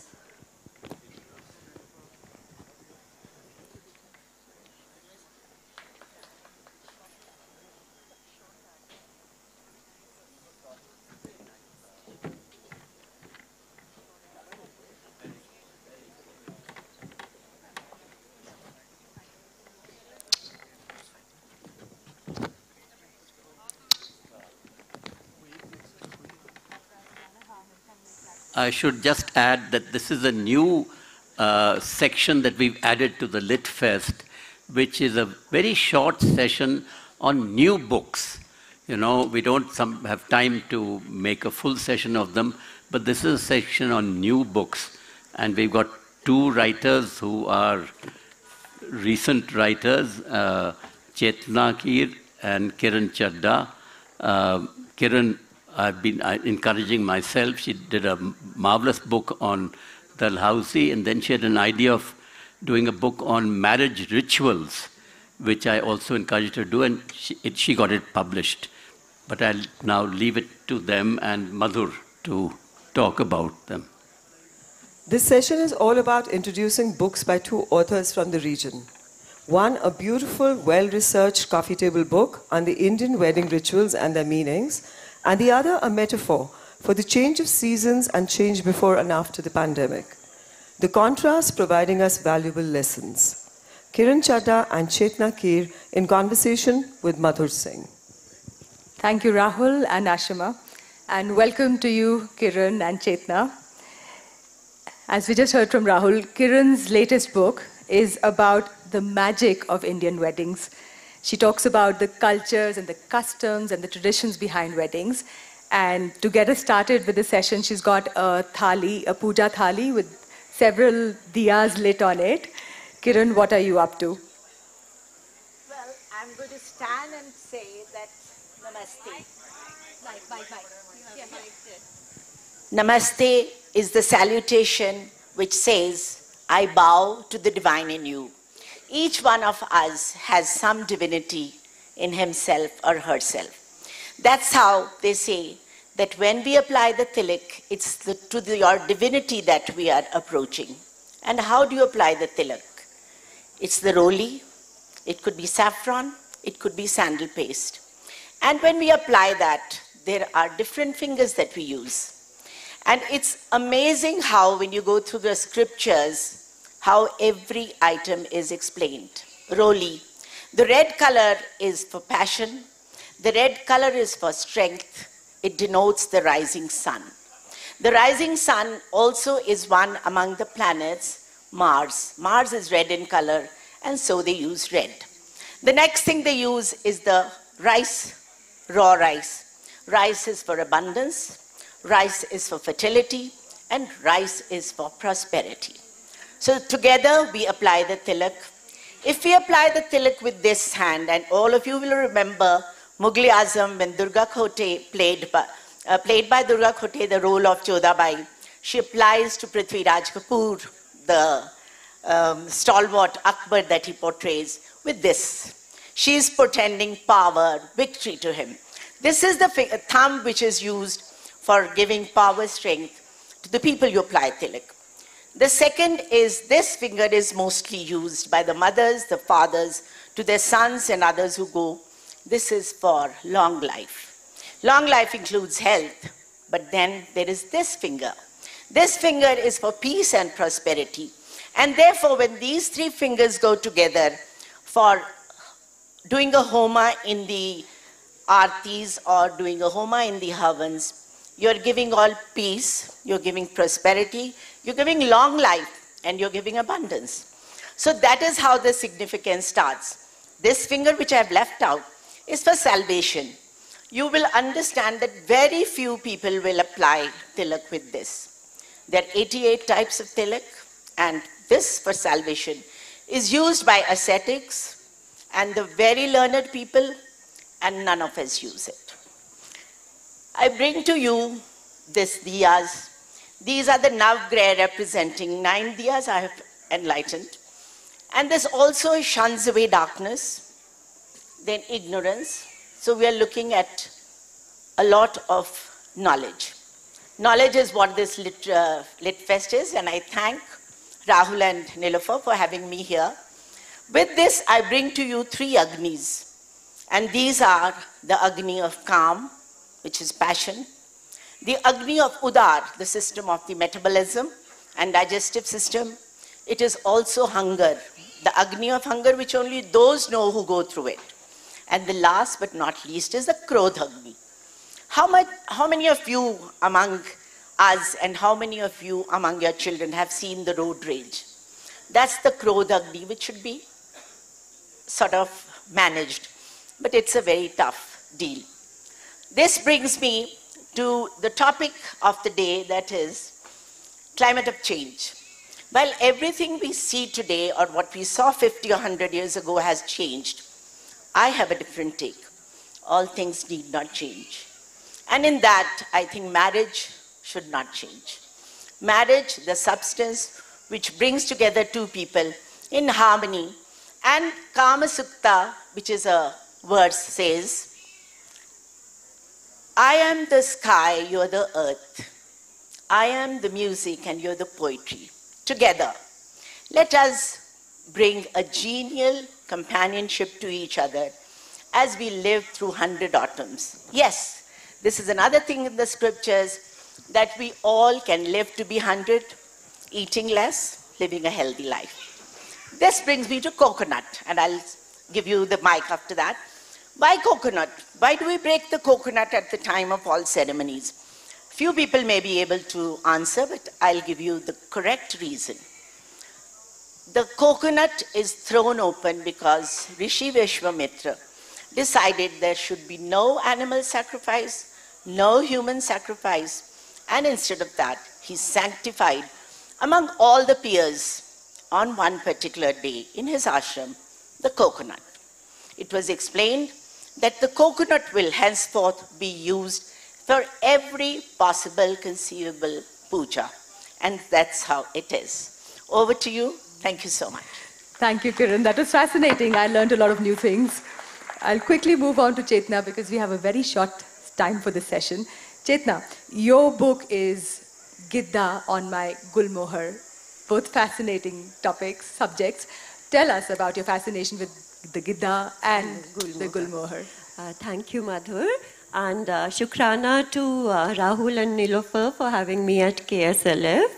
And first of all, a Shukrana to my Guruji, who has been the guiding light for all my writings. Gidha on my Gulmohar is a pandemic fiction in which the Gulmohar is a metaphor not only for the change of seasons, but also the changing moods of the pandemic. And Gidha, as most Punjabis or North Indians would know, is a dance of celebration. So in the context of the pandemic, the Gidha was the dance of hope in the middle of the pandemic's dance of death.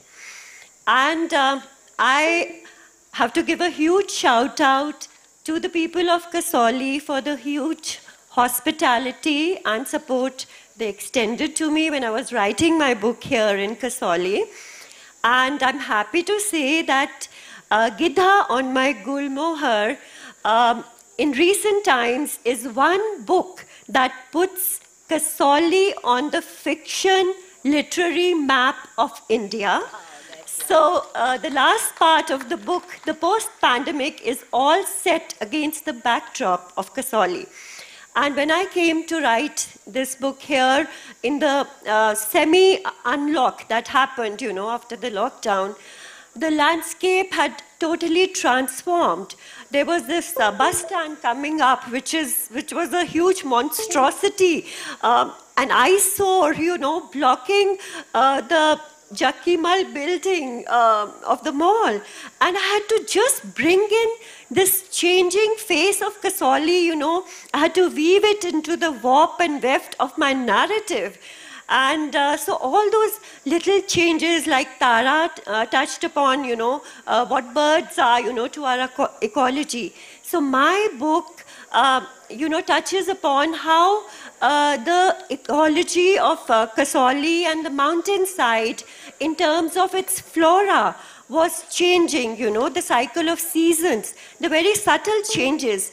So, but because this is a work of fiction, so I had to weave that into my backdrops. But since the theme of the festival is climate of change, this book mirrors the changing ecology of Kasauli and other hillsides also. And I leave it to you to discover, which are the chapters and scenes, how the flora was changing, the cycle of the flowers blooming, that is slowly changing because of the climate change. And so that is, one transformation that I had to bring into the narrative. Then, of course, the book touches upon how our literary landscapes were shadowed by the lockdown, and how our culturescapes like Delhi Hat, how the weavers were impacted. So all those things form a backdrop for this multi-layered narrative, and it is a narrative of hope. It is a narrative of reinventing, of rebooting in the darkest of times of history, that was the pandemic. And if I may sum it up, you know, what Missouri is to Ruskin Bond's narratives, or what Malgudi is to Arkin Ryan's narratives, Kasauli is to the narrative of Gidha on my Gulmohar. How lovely. Thank you, Chetna, for a very impassioned little brief on your book. I know, Kiran, you want to read from your book. Well, I'm not reading from the book because of the paucity of time. I'm not reading from the book. But I'd like to tell you that this book, Magic of Indian Weddings, Timeless Traditions, Sacred Customs, has 374 pages, 100 photographs, 80 illustrations by Tina Rajan, and to boot, there's a wedding planner and designed by Nikhila Phale, the calligraphist in Bangalore. So what would I say to this? I would say that with this, I also write poetry. And poetry has been really, I've got generous remarks from Rahul. And it's my second book that I want to present to Rahul. And I want Rahul to come on stage. And before that, I want to tell you that तन्हाइयों से रूबरू होकर, तन्हाइयों से रूबरू होकर जो कलम से मेरा सामना हुआ, कई पन्ने स्याह कर डाले, न जाने ये कैसे कब हुआ.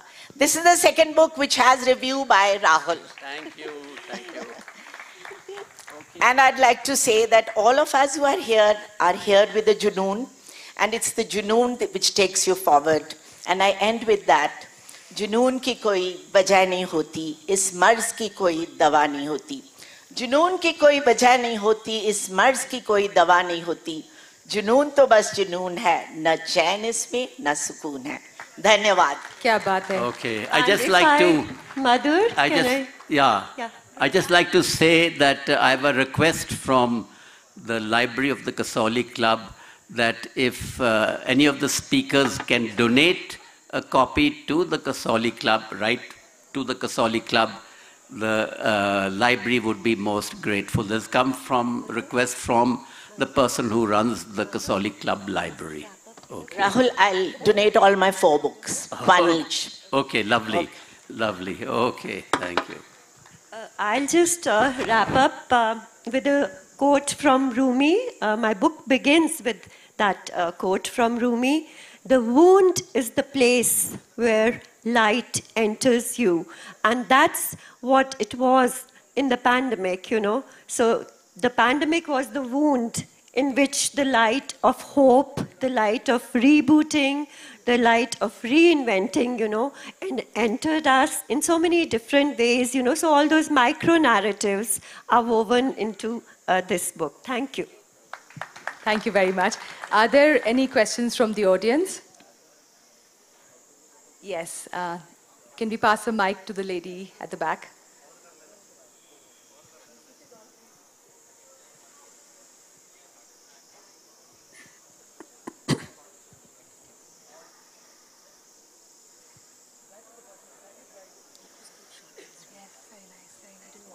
Yeah.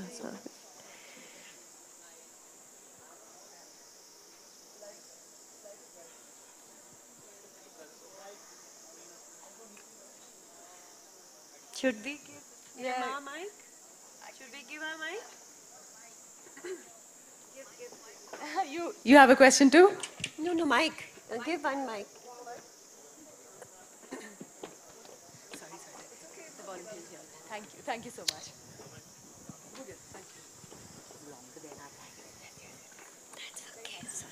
Thank you. This is for Kiran. I wanted to know in your book about rituals of marriage, how much of the rituals encompass South Indian rituals? You'll be happy to know something that I forgot to say. My book covers all religions and it covers all regions. And for regions, I actually met people from those areas, either those who do the weddings or those who are involved, including the Sikh religion, including the Sindhis, the tribals. And the most interesting is I've taken superstitions from all. And the common thread among all is evil eye. Every religion, every region before the wedding not only prays to Lord Ganesha, it has numerous little superstitions or blind faith so that nazar na lage. So I have covered the south, east, northwest, including the tribal. And I want you all to picture this. While the Sanskrit verses are being chanted to the music of Assamese local, whatever instruments they use, the bride is slowly gunthoing her jasmines and flowers and making 2 garlands, and the 2 garlands of 360 degrees, which they both are to exchange.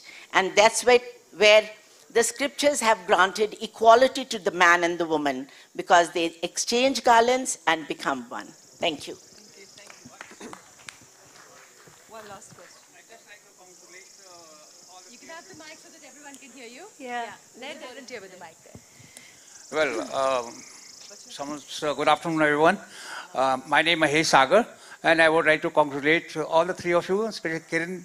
You have done a wonderful job, and I know you also, and it's something new for the society also what you have done. And so is Gita and Gulmohar, which will be awakening for the other people also. And Madhu, you have done very well by conducting the show. Thank you so much. Thank you. Nice hat. Thank you. Thank you, thank you, thank you. Do I have a second? Yes, okay, please. Okay, there was a very incredible experience behind the title of this book. So during the COVID, we'd gone for a cremation for our, family friend's father. And so the cremation was to be in the electric crematorium, but outside also lots of pyres were burning. And since we were standing at the far end, I just noticed some movement, among the pyres, and I was very curious, so I just crept up, closer. And there I saw a sight which is, I don't think we've seen it. There were 2 peacocks in the middle of the funeral pyres, and I mean that brought so much of hope, And somehow one of the peacocks started strutting away, and I just followed it, back and back, and it went into the wilderness, and took me really behind, into some kind of a forest. And there the clearing parted, and there was this huge sculpture of Lord Shiva. And, in that moment when the cremation started inside the crematorium of a family friend, that peacock strutted onto a branch of a tree and did its dance of life. So on the one hand, the dance of death, and on the other hand, the dance of life. And that is what the ultimate truth is. So in the middle of all the darkness and doom and gloom, it's the dance of life that we need to celebrate. How beautiful, and what a lovely way to end. Thank you so much, Chetna. Thank you, Kiran. Thank you, Kiran, Chetna, and Madhur. Continental Coffee will be serving vegan snacks for sampling. Vegan snacks is in direct harmony with the Khushwant Singh Lit Fest theme of a green fest, as animals are a huge source of carbon emissions. We request Mr. Shanta Kumar to come up and talk about his personal experience. To Kovi Veda. Food Veda, sorry. I don't think he's here. Okay, so all the books talked about and more are available at the bookshop, including new authors from the region. Sachi Dhillon, who writes about her inspiring trek to the Everest Base Camp, and Aditya Kant's debut novel, High on Kasauli. We will break for lunch after this, and we request that everyone is seated by 2 p.m. Car number HR26CW2176 needs to be removed. Thank you.